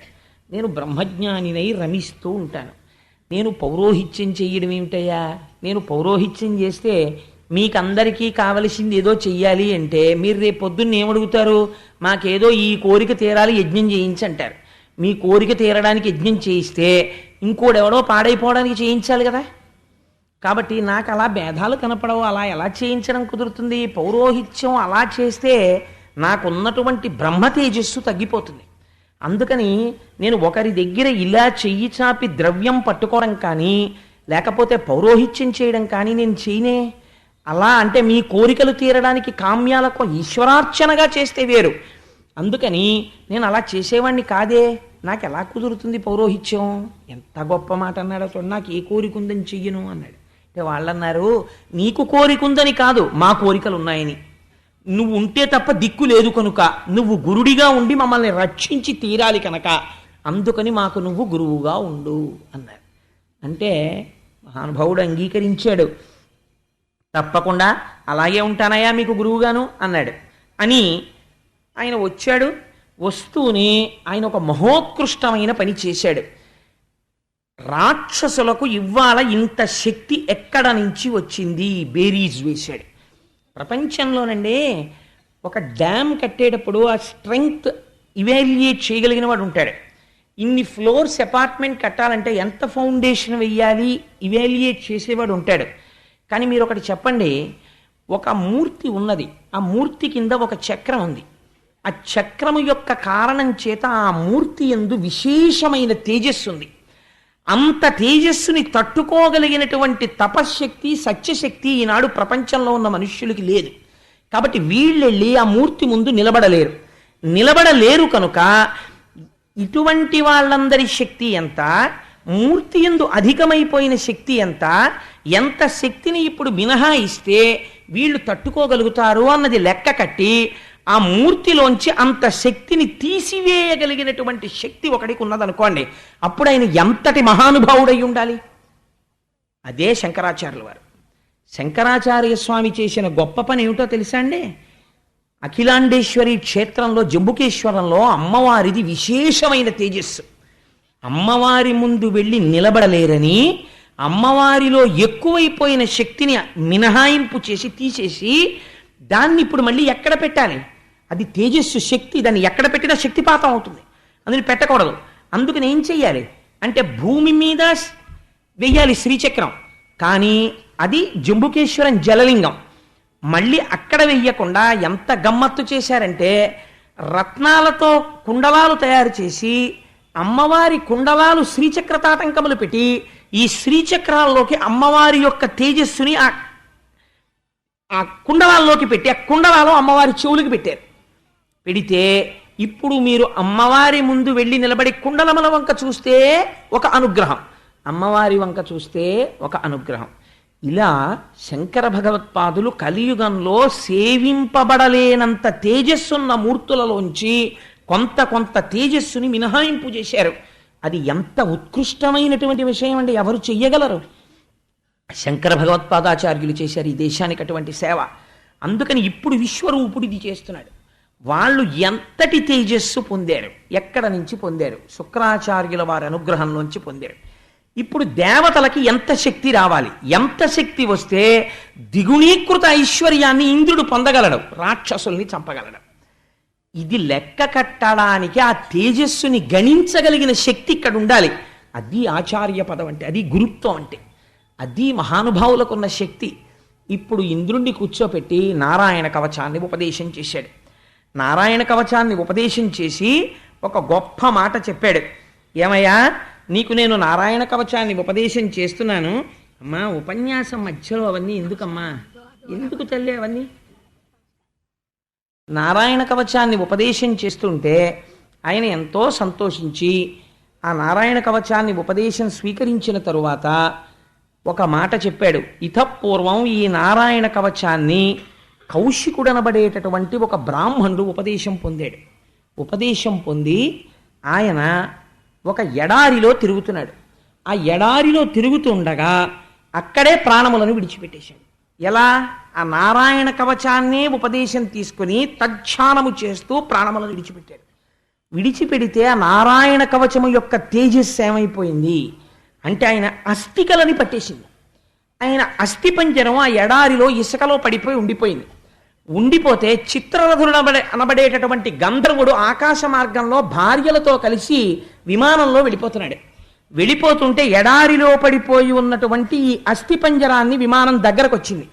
దగ్గరకు రాగానే అది దాటడం మానేసి ఆ విమానం కింద పడిపోయింది. కింద పడిపోతే అందులోంచి గంధర్వుడు భార్యలతో బయటపడిపోయాడు. బయటపడిపోయి ఇదేమిటి అకస్మాత్తుగా విమానం భూమి మీద పడిపోయింది ఏమిటని తెల్లబోయాడు. ఈ సమయంలో ఒక మహానుభావుడు వాలకిల్యుడు అనేటటువంటి మహర్షి అక్కడికి వచ్చి, నీ విమానం పడిపోవడానికి కారణం ఏమిటో తెలుసా? నారాయణ కవచాన్ని ఉపదేశం తీసుకుని నారాయణ కవచాన్ని సశాస్త్రీయంగా ఉపాసన చేసినటువంటి ఒక మహాపురుషుడు కౌశికుడు అనేటటువంటి బ్రాహ్మణుడు ఇక్కడ ధ్యానంలో శరీరం వదిలిపెట్టాడు. ఆ కవచ ప్రభావము అస్థికలకి ఉండిపోయింది. ఆ అస్థికల నుంచి ఎవ్వరూ దాటి వెళ్ళలేరు, విమానంలోంచి కూడా వెళ్ళలేరు. కాబట్టి నువ్వు ఆ అస్థికలని తీసి మూట కట్టి దగ్గరలో ప్రవహిస్తున్న సరస్వతీ నదిలో నిమజ్జనం చేసి ఆ తదనంతరం నువ్వు స్నానం చేసి ఆచమనం చేసి మళ్ళీ వచ్చి విమానం ఎక్కితే నీ విమానం కదులుతుందన్నారు. అంటే అప్పుడు ఆ చిత్రరథుడు అక్కడ ఉన్నటువంటి ఎముకలన్నింటినీ ఏరి మూట కట్టి తాను తీసుకుని వెళ్ళి సరస్వతీ నదిలో నిమజ్జనం చేసి స్నానం చేసి ఆచమనం చేసి వచ్చి రథం ఎక్కాడు. రథం అప్పుడు దాటి వెళ్ళింది. ఈ నారాయణ కవచానికి ఉన్న శక్తి అంత గొప్పదయా, నీకు ఉపదేశం చేస్తున్నాను, స్వీకరించు అని ఆ నారాయణ కవచాన్ని ఉపదేశం చేశారు. ఇంద్రుడు నారాయణ కవచాన్ని ఉపదేశం పొందాడు. నారాయణ కవచాన్ని ఎప్పుడైతే ఉపదేశం పొందాడో ఇప్పుడు శుక్రాచార్యుల వారు ఇచ్చినటువంటి శక్తి కన్నా ఇంద్రుడి యొక్క శక్తి ఎక్కువైంది. ఎక్కువ అంటే గురువుల అనుగ్రహం కలిగింది. రాక్షసులందరినీ ఓడించాడు. ఓడించి మళ్ళీ అమరావతిని స్వాధీనం చేసుకున్నాడు. స్వాధీనం చేసుకుని ఎంతో సంతోషంగా కాలం గడుపుతున్నాడు. మళ్ళీ సంతోషంగా కాలం గడిచిపోతోంది. ఒక మాట అన్నాడు కదండి, మా ఐశ్వర్యం అంతా నీదే అన్నాడు కదా. అంటే అప్పుడు మహానుభావుడు ఆయన అన్నాడు, విశ్వరూపుడు, గురుధనము కూర్పనేటికి గురుశిక్షం తగిలి మంత్ర కోవిదులై సద్గురు ధర్మ నిరతులేనియు గురువులకును శిష్యువరులే కూర్చిన ధనముల్. ఇప్పుడు మళ్ళీ అమరావతి వచ్చింది కదా, సింహాసనం అంతాను. మీతో మాట అన్నాను కదా, నాకున్న ఐశ్వర్యం అంతా మీదే అన్నాను కదా. మహానుభావ, మీ అనుగ్రహంతో నేను మళ్ళీ లోకాన్ని పొందాను, స్వర్గలోకాన్ని. కాబట్టి మీరు ఈ ఐశ్వర్యం అంతా అనుభవించవచ్చు అని. అంటే మీరు గమ్మత్తు చూడండి, నా వలన వాడు ఇంత ఐశ్వర్యాన్ని పొందాడని వాడి ఐశ్వర్యాన్ని అనుభవించే ప్రయత్నం గురువు చెయ్యడు. అందుకని ఆయన అన్నాడు విశ్వరూపుడు, ఓరి పిచ్చివాడా, శిష్యుల యొక్క ధనాన్ని తనదిగా మార్చుకుందామని, శిష్యుల ధనం తను తీసుకుందామని ప్రయత్నం గురువు చెయ్యడు. గురువు అంటే ఏమిటో తెలుసా? శిష్యులే గురువు యొక్క ఐశ్వర్యం. 4 మాటలు విని, గురువుగారు మీరు చెప్పిన మాటల వల్ల మా జీవితం మారింది అన్న శిష్యుడు ఎవడున్నాడో వాడురా గురువుకి ఐశ్వర్యం. తప్ప నీ ఐశ్వర్యం నాకెందుకు, అలా పుచ్చుకునేవాడిని నేను కాను, నాకు అక్కర్లేదన్నాడు. ఇది విశ్వరూపుడు అంటే. ఇంత గొప్ప విశ్వరూపుడు తదనంతరం యజ్ఞయాగాది క్రతువులలో హవిస్సులు స్వీకరిస్తుండేవాడు. ఇంద్రాదులకు ఆ హవిస్సులు ఇస్తుండేవాడు. కానీ ఆయన తల్లిగారి పేరు రచన. ఆవిడ రాక్షస వంశానికి చెందినటువంటిది. కాబట్టి రాక్షసులు ఆయనకి మేనమావులు అవుతారు. ఈ రాక్షసులు వచ్చి, ఒరే నువ్వు మేనల్లుడివి, నీ వలన మేమందరం మళ్ళీ స్వర్గాన్ని పోగొట్టుకున్నాం, నువ్వెళ్ళి దేవతలకి గురుత్వం వహించావు, పోనీ ఎలాగో వహించావు, ఇంద్రుడికి నీ మీద నమ్మకం ఎక్కువ, ఇంద్రుడు చూడకుండా మాకు కొద్దిగా హవిర్భాగాలు పెట్టేస్తుండు, మేము తినేస్తూ ఉంటాం అన్నారు యజ్ఞంలోవి. అంటే ఇది తప్పే, ఖచ్చితంగా తప్పే, మీకేమీ సందేహం లేదు. బాహ్యమునందు ఆచారమునంతది దోషమే. ఎందుకని ఇంద్రాదులకు చెందవలసినటువంటి హవిస్సులోంచి రాక్షసులకు పెట్టడం ఏమిటి అంటే విశ్వరూపుడు పెట్టాడు. ఎందుకు పెట్టాడు అంటే విశ్వరూపుడు తన యొక్క స్వరూపం ఏమిటో ముందే చెప్పాడు. నేను అంతటా బ్రహ్మమును చూస్తాను, నాకు రాగద్వేషములు తెలియవు, ఎవరైనా ప్రార్థన చేస్తే గబుక్కుని వాళ్ళ మాట వినేస్తాను. అందుకని వాళ్ళకి హవిర్భాగములను ఇవ్వడం మొదలుపెట్టాడు. ఇది ఒక రోజున ఇంద్రుడు గమనించేశాడు. అరే రే, యజ్ఞంలో మనకి రావలసిన హవిస్సులు రాక్షసులకు పెడుతున్నాడు విశ్వరూపుడు. ఉత్తర క్షణం యుక్తాయుక్త విచక్షణ కోల్పోయాడు. నేను ఈ పని చెయ్యొచ్చా అన్న ఆలోచన కూడా పోయింది. వెంటనే తన చేతిలో ఉన్న చంద్రహాసాన్ని తీసుకుని మహానుభావుడైనటువంటి విశ్వరూపుడి యొక్క 3 తలకాయలు తెగిపోయేట్టు నరికేశాడు.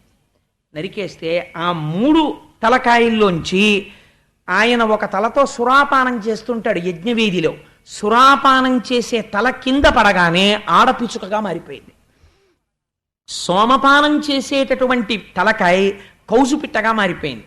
అన్నం తినేటటువంటి తలకాయ తీతూపిట్టగా మారిపోయింది. అందుకే ఇప్పటికీ తీతూపిట్ట అరిచింది అనుకోండి అమంగళం అండి అంటారు. ఎందుకో తెలుసా? ఆనాడు బ్రహ్మహత్య జరిగింది ఇంద్రుడి వలన. ఎవరు గురువుగా పెట్టుకున్నాడో ఆ గురువు తలకాయ కోసేశాడు. కోసేసినప్పుడు పడిపోయిన తలకాయే తీతూపిట్టయింది. ఆ తీతూపిట్ట అరుపు తెగిపోయి పడిపోయినటువంటి విశ్వరూపుడి యొక్క తలకాయ. అందుకని అలా తెగిపడిపోయినటువంటి గురువు తల, అటువంటి ఆ కూత వినపడితే అమంగళమని అది తొలగించడం ఎవరి వల్ల సాధ్యం అంటే ఒక్క కృష్ణ స్మరణము చేతనే పోతుంది. అందుకనే ఆ గోపాలకృష్ణుడే మా ఇంటి వాడే, వెన్న తింటాడే, తొందరగా రాడే అని ఒక జానపదుల పాట లాంటిది ఒకటి పాడుకుంటుంటారు. ఒక్కసారి కృష్ణుణ్ణి స్మరించుకుంటుంటారు మనసులో. కృష్ణస్మరణం చెయ్యగానే ఆ తీతూపిట్ట యొక్క చప్పుడు, అది కూసిన కూత విని కృష్ణస్మరణం చేయకపోతే అమంగళం కలుగుతుంది.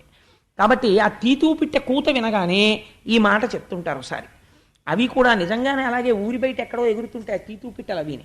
సరే, ఇప్పుడు మనం వాటి గురించి పెద్ద అల్లరెందుకు కానండి. అందుకని ఆ 3 తలలు 3 పిట్టలయ్యి. ఈ 3 పిట్టలు కూస్తూ ఇంద్రుడి వెంట పడ్డాయి. ఎందుకనేది బ్రహ్మహత్యా పాతకం, గురుద్రోహం. గురువుని సంహరించాడు. వెంటనే బ్రహ్మహత్యా రూపాన్ని, బ్రహ్మహత్య యొక్క పాపము 3 పిట్టల రూపంలో పైకొచ్చింది. పైకొచ్చి ఇంద్రుణ్ణి తరవడం మొదలెట్టింది. తరమడం మొదలెడితే ఆ ఘోరమైన కోతలు వినలేక ఏడాది పాటు భరించాడు. ఇప్పుడు ఈ బ్రహ్మహత్యాపాతకం తను పెట్టి కూర్చుంటే మనశ్శాంతి లేదు. అందుకని ఇప్పుడు ఈ బ్రహ్మహత్యాపాతకాన్ని ఎవరికన్నా ఇచ్చేసేయాలి. ఎవడు పుచ్చుకుంటాడు? అయ్యా ఓ 1000 రూపాయలు దానం ఇస్తాను రెండంటే వస్తారు, లేకపోతే బంగారం ఇస్తాను రెండంటే వస్తారు, స్థలం ఇస్తానంటే వస్తారు, లేకపోతే ఏదో పుస్తకం దానం చేస్తానన్నా వస్తారు. అంతేకాని అయ్యా మీకు బ్రహ్మహత్య దానం చేస్తానండి ఓ భాగం రెండంటే ఎవరైనా వస్తారో? ఎవరు రారు. కానీ ఇంద్రుడి యొక్క మాట కాదనలేక ఆ రోజుల్లో 4 ఒప్పుకున్నారు. అది జాతి పర్యంతము నిలబడిపోతుంది ఆ బ్రహ్మహత్యాపాతకం అన్నారు. అలా ఒప్పుకున్న వాళ్ళు ఎవరో తెలుసా అండి? నా మీద కోప్పడకండి, నేను పురాణంలో ఉన్న మాట చెప్తాను కానీ నా సొంత రచనలు చెప్పను కదా. అందుకని 1 భూమి పుచ్చుకుంది, 2 నీరు పుచ్చుకుంది, 3 జలములు పుచ్చుకున్నాయి, 4 స్త్రీలు పుచ్చుకున్నారు.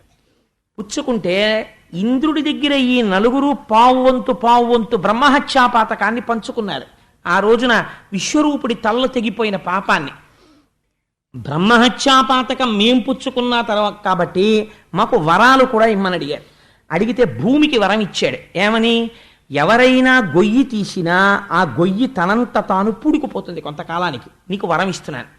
2వది చెట్లకి వరం ఇచ్చాడు.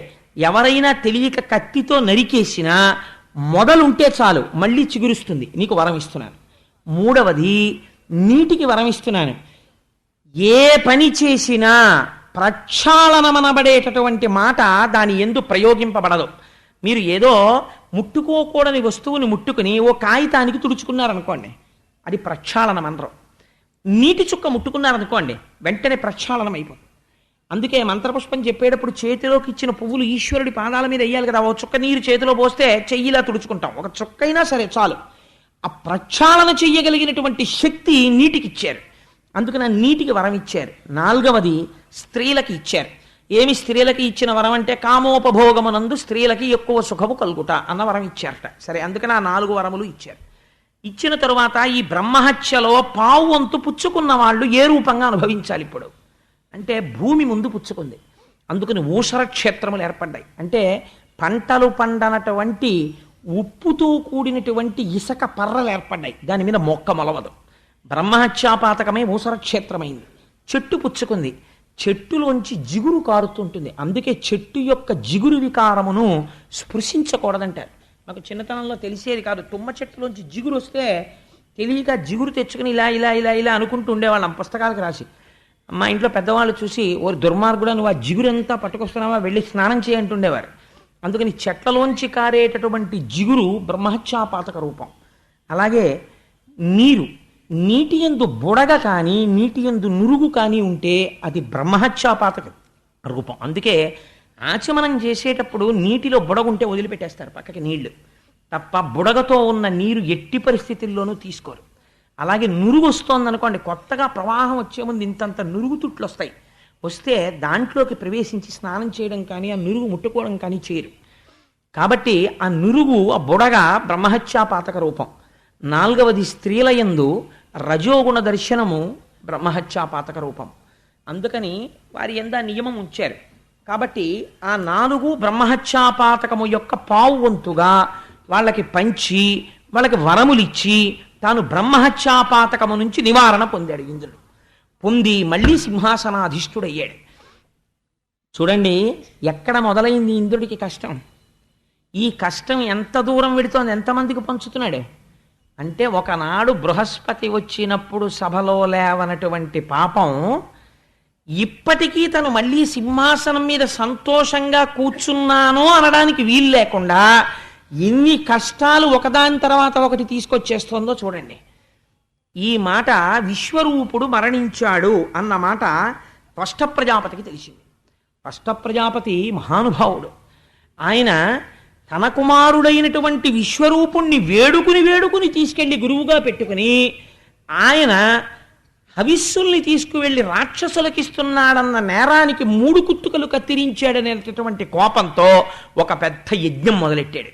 ఏమి ఆ యజ్ఞమునకు ఫలితము అంటే, ఇంద్రుణ్ణి సంహరించేటటువంటి వేరొక కొడుకు ఇప్పుడు ఈ యజ్ఞంలోంచి రావాలన్నాడు అని ఒక గొప్ప యజ్ఞం చేశాడు. యజ్ఞం చేస్తే ఆ యజ్ఞము పరిసమాప్తమవుతుండగా ఒక బ్రహ్మాండమైనటువంటి రూపము ఆ యజ్ఞగుండంలోంచి బయటికి వచ్చింది. ఈ యజ్ఞగుండంలోంచి బయటికి వచ్చినటువంటి రూపము, దానికి పేరు ఎవరు పెట్టారో తెలుసా అండి? తండ్రి గారు పెట్టలేదు. చిత్రం ఏమిటంటే అది పుట్టగానే మొత్తం ఈ బ్రహ్మాండం ఎంతవరకు ఉందో అంతవరకు వ్యాపించేసి నిండిపోయింది, ఇంకా చూడలేదు.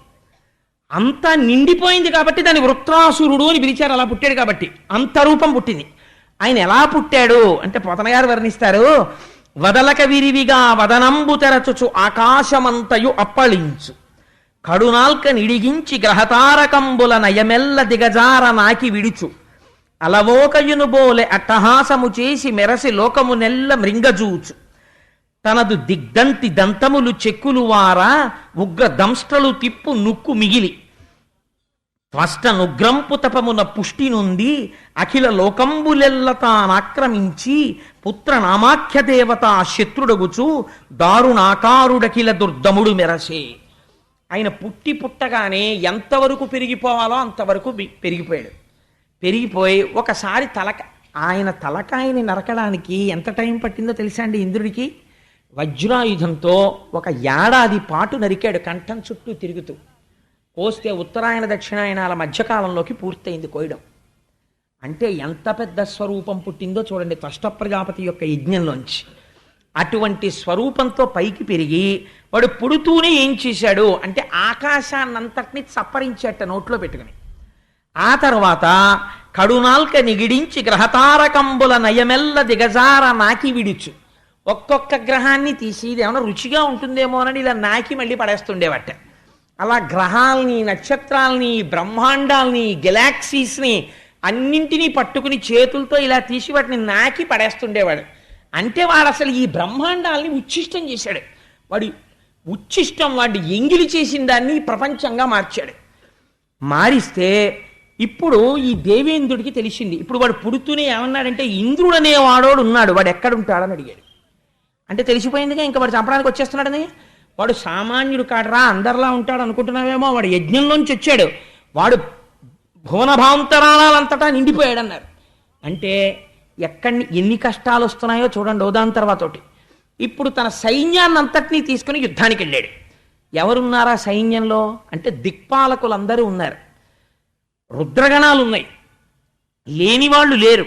అందరికీ తమ దగ్గర ఉన్నటువంటి అస్త్రశస్త్రములన్నింటినీ అభిమంత్రించి విడిచిపెట్టారు. విడిచిపెడితే వాడేం చేశాడంతేట, వాడు ప్రతిగా ఓ శూలం వేయలేదు, బాణం వేయలేదు. అవి మామూలు ఒక మంత్రబద్ధమైనటువంటి అస్త్రములను విడిచిపెట్టారు వాళ్ళు. విడిచిపెడితే ఇంతమంది వేసినటువంటి అస్త్రాలని తన గుప్పిడితో ఇలా పట్టుకుని మంచి బలే వేశారా, చాలా ఆకలిగా ఉందని నోట్లో పడేసుకుని చప్పరించేశాడు. చప్పరించేస్తే వీళ్ళు అనుకున్నారు ఇంక అనవసరం యుద్ధం వీడితో. వీడు అస్త్రాలని చప్పరించేశాడు, ఇంకా వీడితో యుద్ధం ఏమిటి, అసలు బతికితే తర్వాత చూద్దాం యుద్ధం సంగతి, ముందు పారిపోండి అన్నారు. అందరు ఎక్కడికి పారిపోతారండి? ఎక్కడ దిక్కు ఉందో అక్కడికి పారిపోతారు. అంటే ఎవడు తమకి దిక్కో అక్కడికి పోతారు. కాబట్టి గబగబా బయలుదేరి శ్రీమన్నారాయణ దర్శనం కోసం వైకుంఠం దగ్గరికి వెళ్ళి నిలబడ్డారు. నిలబడి ఆనాడు చేసిన గురుద్రోహం ఎన్నింటి రూపంలో కట్టి కుడిపేస్తోందో చూడండి. వెళ్ళి మళ్ళీ నిలబడి ప్రార్థన మొదలుపెట్టారు. ప్రార్థన మొదలుపెట్టి అయ్యా స్వామి, నువ్వు తప్ప రక్షించేటటువంటి వాడు లేడు, అందుకని నువ్వు వచ్చి మమ్మల్ని రక్షించవలసినది అని ప్రార్థన చేస్తే, ఆయనకి ఆర్తత్రాణపరాయణుడు అని బిరుదు. ఆర్తితో ప్రార్థన చేస్తే తప్పు చేశాడా ఒప్పు చేశాడా అని చూడో, గభాలను వచ్చి దర్శనమిచ్చి రక్షించుకుంటాడు. తనని నమ్మిన వారి పట్ల అలా ప్రవర్తిస్తాడు. అందుకని ఒక్కసారి శ్రీ మహావిష్ణువు దర్శనమిచ్చారు. తగు శంఖ చక్ర గదాధరుండగు వాని శ్రీవత్స కౌస్తుభ శ్రీలవాణి, కమనీయ మాణిక్య ఘనకిరీటము వాని దివ్య విభూషణ దీప్తివాని, మండిత కోటీర కుండలంబుల వాని సిరియురస్థలమున చలగువాని, తనుబోలు సేవక తండంబు కలవాని జిలుగైన పచ్చని వలువవాని, తెల్ల దమ్మి విరుల తెగడు కన్నులవాని నవసుధాద్రవంపు నవ్వువాని, కనియ వేల్పు పిండు కప్పరపాటుతో కన్నులందునున్న కరువు తీరా.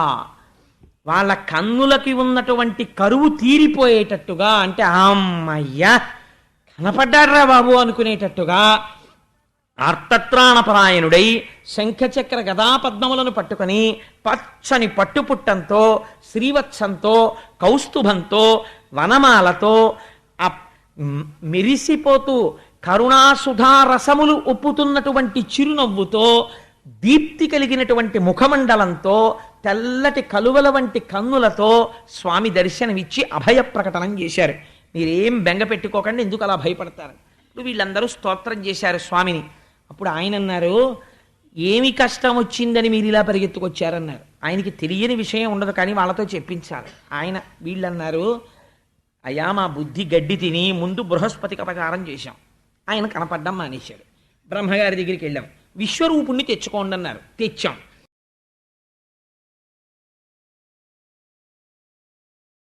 ఆయన ముందే చెప్పాడు నేను బ్రహ్మజ్ఞానిని. అబ్బెబ్బే వీల్లేదు, వచ్చి గురువు పదవిలో కూర్చోని పౌరోహిత్యం అప్పచెప్పాం. ఆయన హవిస్సులు తీసుకెళ్లి రాక్షసులకు ఇచ్చాడు. ఆ క్షణంలో కొంచెం సేపు ఆలోచిద్దాం, ఇలా ఎందుకు జరిగిందో, పోనీ ఈ మాట ఏదో మీకు వచ్చి చెప్పేసి ఉంటే, అయ్యా ఆయన్ని పెట్టుకున్నామండి, కానీ ఆయనేమో మరి హవిస్సులు తీసుకెళ్లి రాక్షసులకు ఇచ్చేస్తున్నారు అని బ్రహ్మగారికి చెప్తే ఏముండేదో, తనే పెద్ద మరగాడిని అనుకుని గభాలను కత్తి తీసి నరికేశాడు శిరస్సులు. అక్కడి నుంచి బ్రహ్మహత్యాపాతకం వచ్చింది. దాన్ని తీసుకెళ్లి ఇంకో నలుగురి మీద రుద్దాడు. ఇంకా పరంపరాగతంగా అది వాళ్ళని పట్టు కూర్చుంది. పోను అక్కడతో వదిలిపెట్టాడా? వదిలిపెట్టలేదు. ఈలోగా త్వష్ట ప్రజాపతి మళ్ళీ ఇప్పుడు వృత్రాసురుణ్ణి సృష్టి చేశాడు. ఇప్పుడు ఆ వృత్రాసురుడు వచ్చి మా అస్త్రశస్త్రాలన్నీ మింగేశాడు.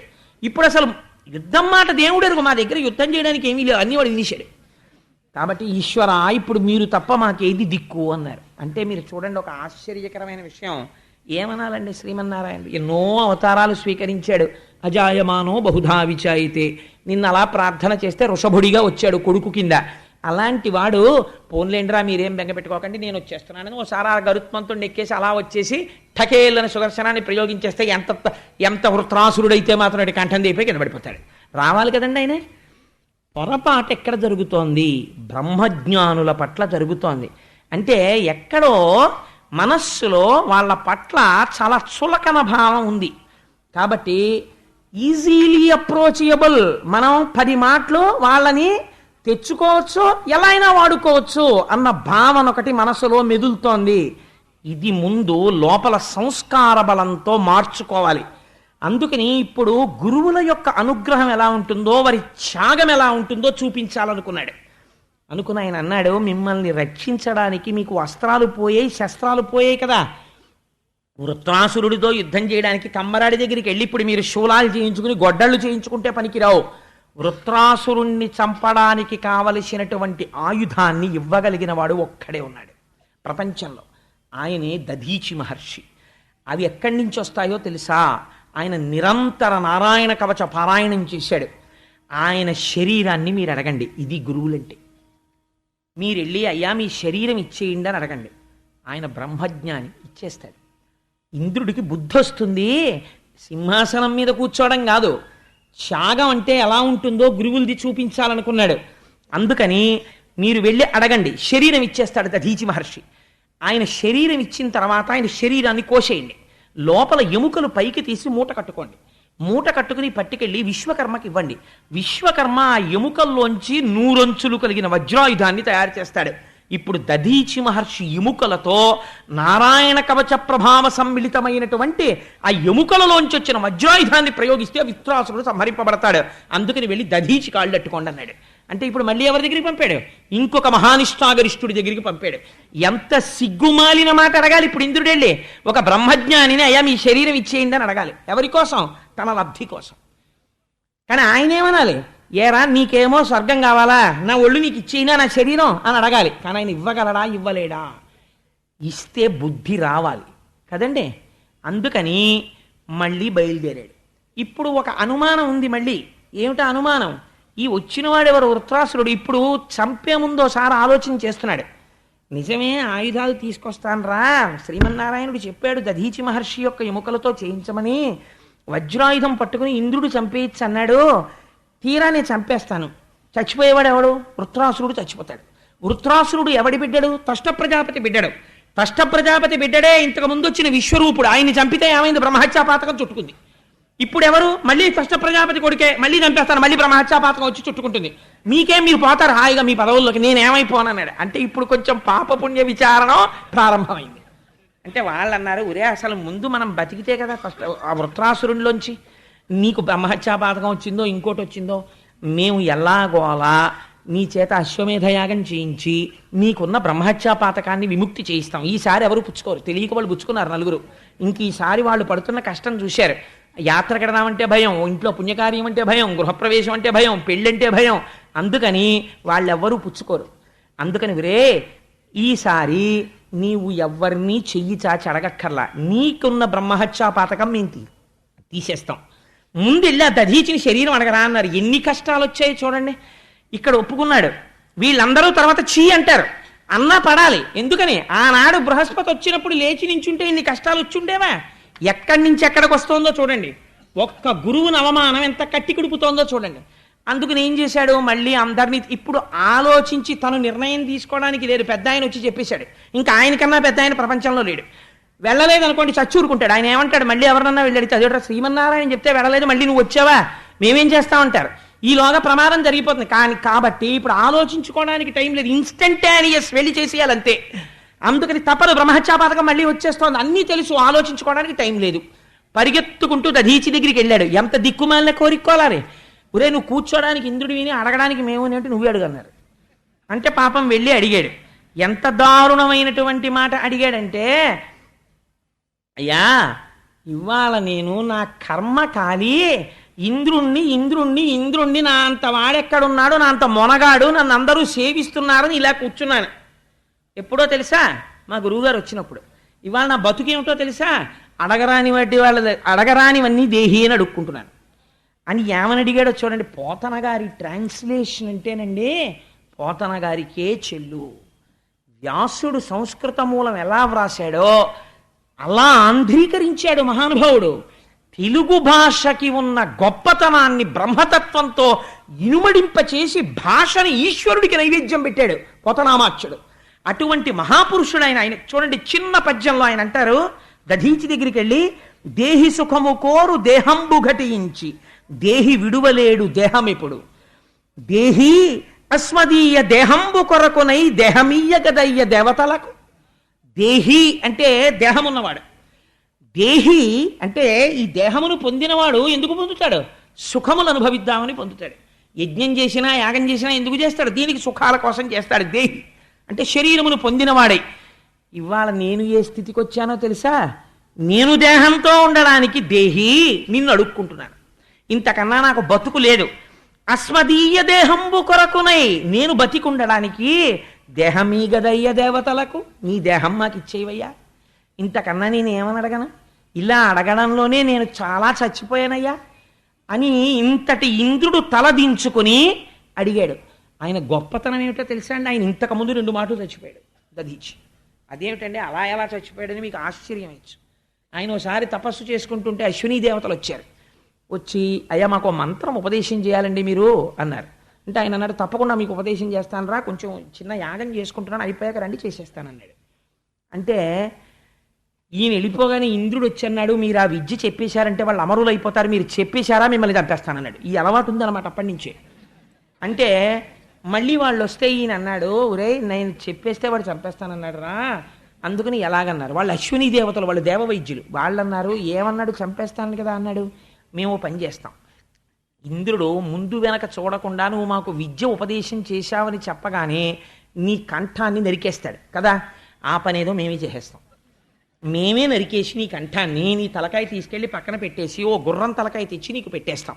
ఆ విద్య పేరు అశ్వశిరము కదా, ఎలాగో నువ్వు గుర్రం తలకాయతో మాకు చెప్పి మాకు మహానుభావుడైనటువంటి దధీచి మహర్షి ఉపదేశం చేసేశారు అని అరుస్తాం.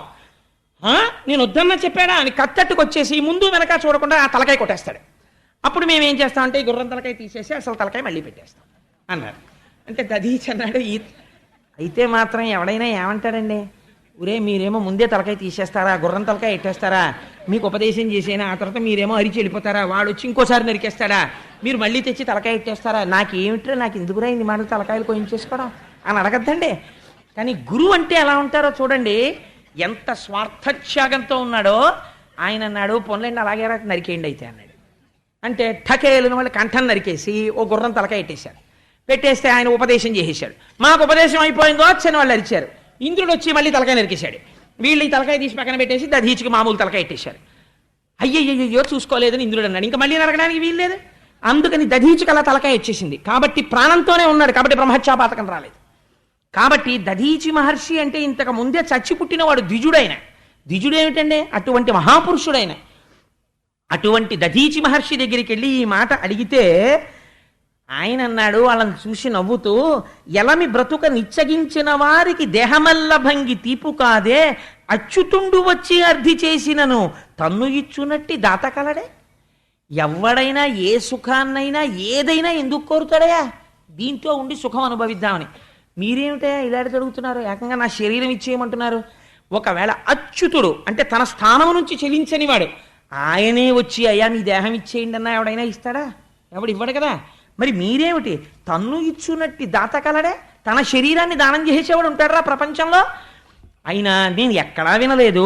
అర్ధంబు వేడెడు అర్ధులు కలరు కాంగంగంబు వేడెడి అర్ధి కలడే, తన కోరికలనిచ్చు దానశీలుడు కలుగు తన దేహమీ నేర్చు దాత కలడే, ఈ నేర్చువాడు తన్నిచ్చిన రోయక చంపెడునట్టి ఆచకుండు కలడే, చంపియుపోవక శల్యంబులన్నీయు ఏరుపంచుకపోవు అరు కలరే, రమణలోకమెల్ల రక్షించు వారికి హింస చేయు బుద్ధి ఎట్లు పొడమే, భ్రాంతి అయిన ఎట్టి ప్రాణంబుపై తీపు తమకు పోలి ఎదిరి తలపు వలదే. ఆయన అన్నాడు, ఏమయ్యా నేను ప్రపంచంలో కోరికలు అడిగిన వాళ్ళని చూశాను తపస్సు చేసి, మీరేమిటయా నా శరీరం అడుగుతున్నారు? ఒకవేళ ఇచ్చేసాను అనుకోండి, పోనీ నా శరీరాన్ని ఏమైనా తీసుకెళ్ళి దాన్ని ఏమైనా గౌరవం చేస్తారా? కోశవతల పారేస్తానంటున్నారు. పోనీ కోసేసి ఏమైనా వదిలేస్తారా? ఎముకలన్నీ ఏరేస్తానంటున్నారు అందులోంచి.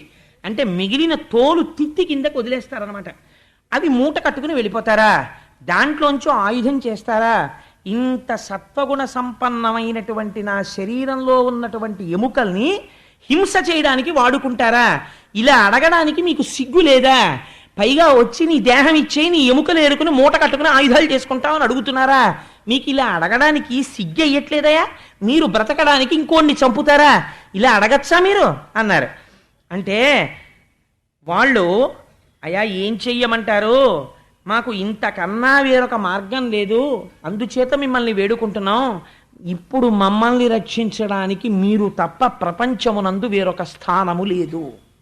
ఆయన అన్నాడు ఒక నవ్వు నవ్వి, ఏదో పరిహాసం పిల్లలు కదా, ఏదో చేతిలో చాక్లెట్ పెట్టుకుని తాతగారు చాక్లెట్ ఇవ్వాలంటే నేను ఇవ్వనన్న తాతగారులా అన్నాను. కానీ శరీరం నేనా? ఆత్మ నేను, శరీరం నేను కాదు కదా. ఈ జ్ఞానమునందు నిలబడిన వాడు దధీచి అంటే. కాబట్టి మీకు శరీరం కదా కావాలి, తీసుకోండి.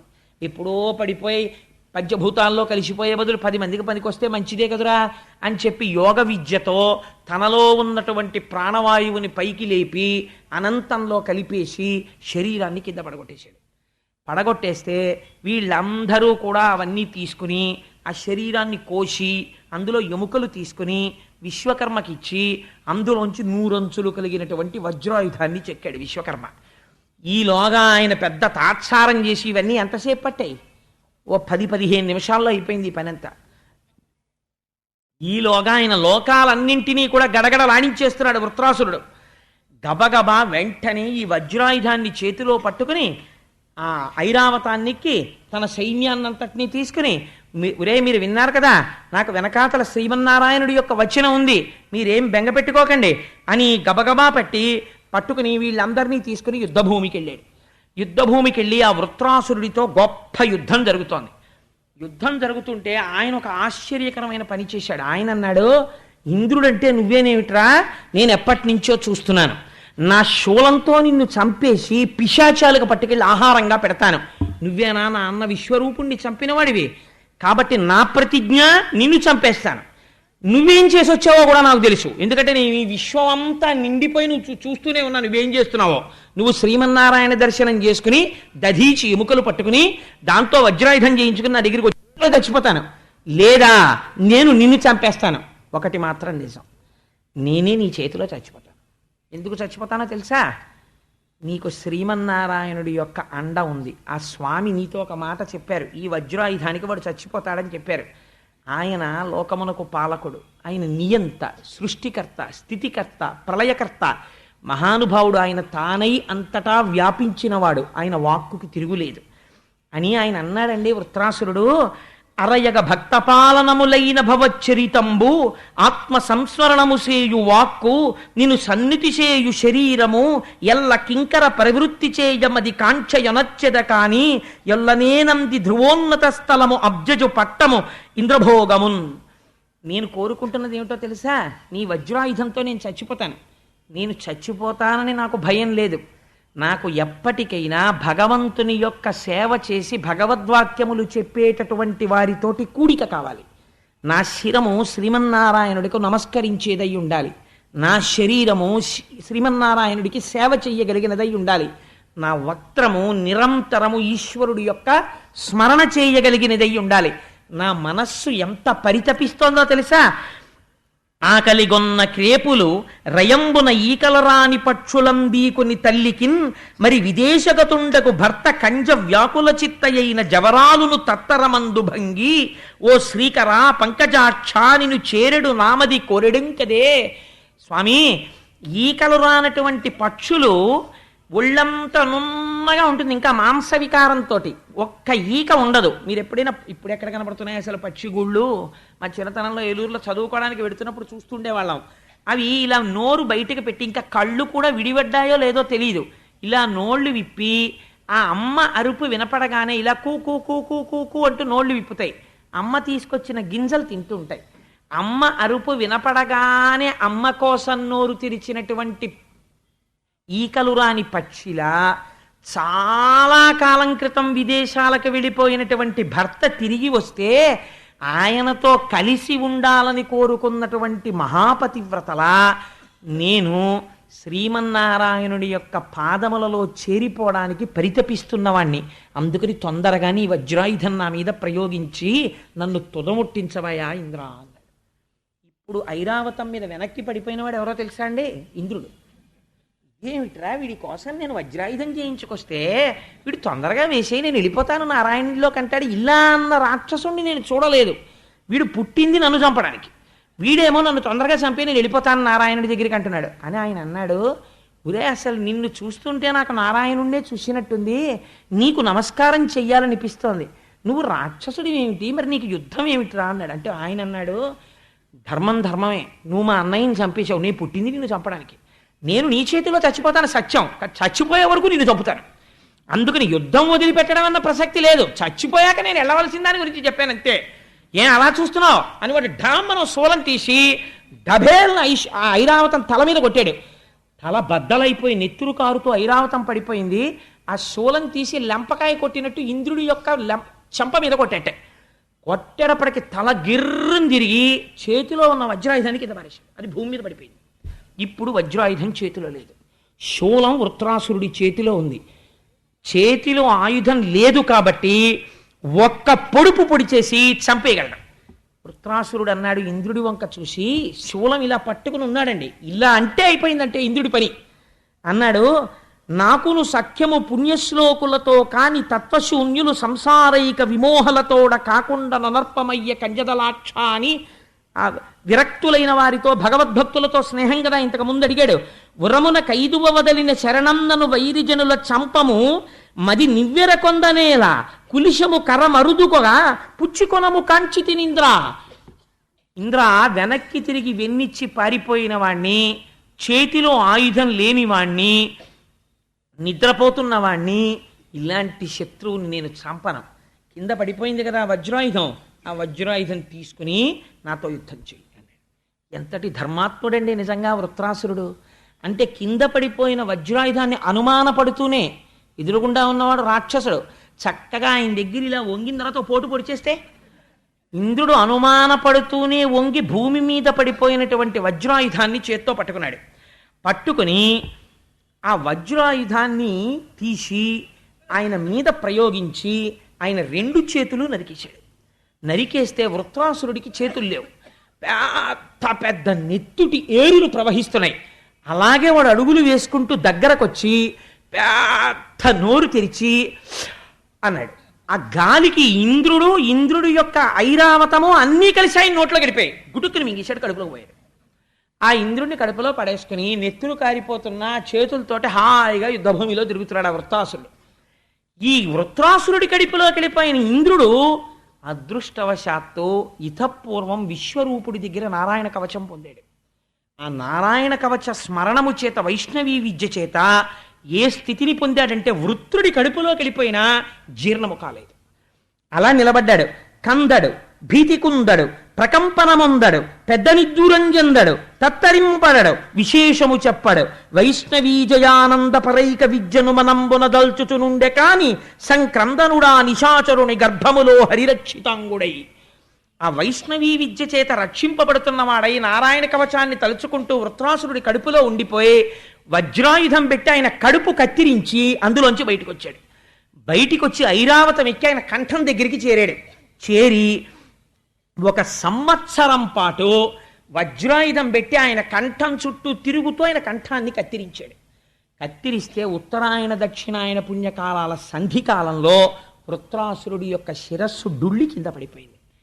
వృత్రాసురుడు రాక్షసుడే కానీ పోతనగారు అన్నారు, అఖిల దుఃఖైక సంహారాది కారణం బకిలార్థ సంచయ ఆహ్లాదకరము విమల భక్త్యుద్రేక విభవ సందర్శనం వనుపమ భక్త వర్ణనరతంబు విబుధ హర్షానేక విజయ సంయుక్తంబు గ్రస్తామరేంద్ర మోక్షక్రమంబు బ్రహ్మహత్యానేక పాపనిస్తరణంబు కమనీయ సజ్జన కాంక్షితంబు అయిన ఈ ఇతిహాసంబు అతిక భక్తి వినిన చదివిన వ్రాసిన అనుదినంబు ఆయురారోగ్య విజయ భాగ్యాభివృద్ధి కర్మ నాశము సుగతియు కలుగుననఖ. ఎవరికైనా విశేషమైన కష్టాలు బ్రహ్మహత్యాపాతకం వల్ల వచ్చేంత కష్టాలు వస్తే వృత్రాసుర వధలో ఉన్న పద్యాలని వచనాన్ని కూర్చుని ఓ పుస్తకంలో రాస్తే చాలు వాళ్ళ కష్టాలు పోతాయి, చెబితే చాలు పోతాయి. ఎంతటి మహాపాపం తరుముకొస్తున్నా వృత్రాసుర వధ వింటే చాలు పోతాయి. అంటే ఇదంతా విని పరీక్షిత్ ఒక ప్రశ్న అడిగాడు, నువ్వు ఇప్పటి వరకు నాకు ఎన్నో విషయాలు చెప్పావు, కానీ ఇలాంటి రాక్షసుడు గురించి నేను వినలేదు. ఇదేమీ ఆశ్చర్యమయ్యా, నన్ను తొందరగా చంపే, నేను శ్రీమన్నారాయణుల్లోకి వెళ్ళిపోతాను, నన్ను తొందరగా చంపే అన్న రాక్షసుడిని నేను చూడలేదు. ఈ వృత్రాసురుడికి ఇంత మహిత భక్తి ఎలా కలిగింది, ఇంత జ్ఞానం ఎలా కలిగింది నాకు చెప్పు, నా మనస్సు ఆతృత పడిపోతోంది అన్నాడు. అంటే మహానుభావుడు శుకుడు ఆనాడు చెప్పాడు, పూర్వకాలంలో చిత్రకేతు అనబడేటటువంటి ఒక మహారాజు గారు ఉండేవారు. ఆయనకి ఒకరు కాదు అనేక మంది భార్యలు. ఇంతమంది భార్యలతో కూడినటువంటి చిత్రకేతు ఎంతో సంతోషంగా రాజ్య పరిపాలన చేస్తున్నాడు. కానీ నిరంతరము మనస్సులో ఒక్కటే శోకము. ఏమిటా శోకము అంటే సంతానం లేదు. ఇలా ఉండగా ఒకనాడు ఆయన పెద్ద భార్య పేరు కృతజ్యుతి, శూరసేనమనబడేటటువంటి దేశాన్ని పరిపాలిస్తుండేవాడు. ఒక రోజున అంగిరస మహర్షి వచ్చారు. వస్తే అంగిరస మహర్షిని తీసుకొచ్చాడు, కూర్చోపెట్టాడు, స్వాగతం పలికాడు, అర్ఘ్యపాద్యాదులు ఇచ్చాడు, తాను చేయవలసిన నియమపాలనమంతా చేశాడు.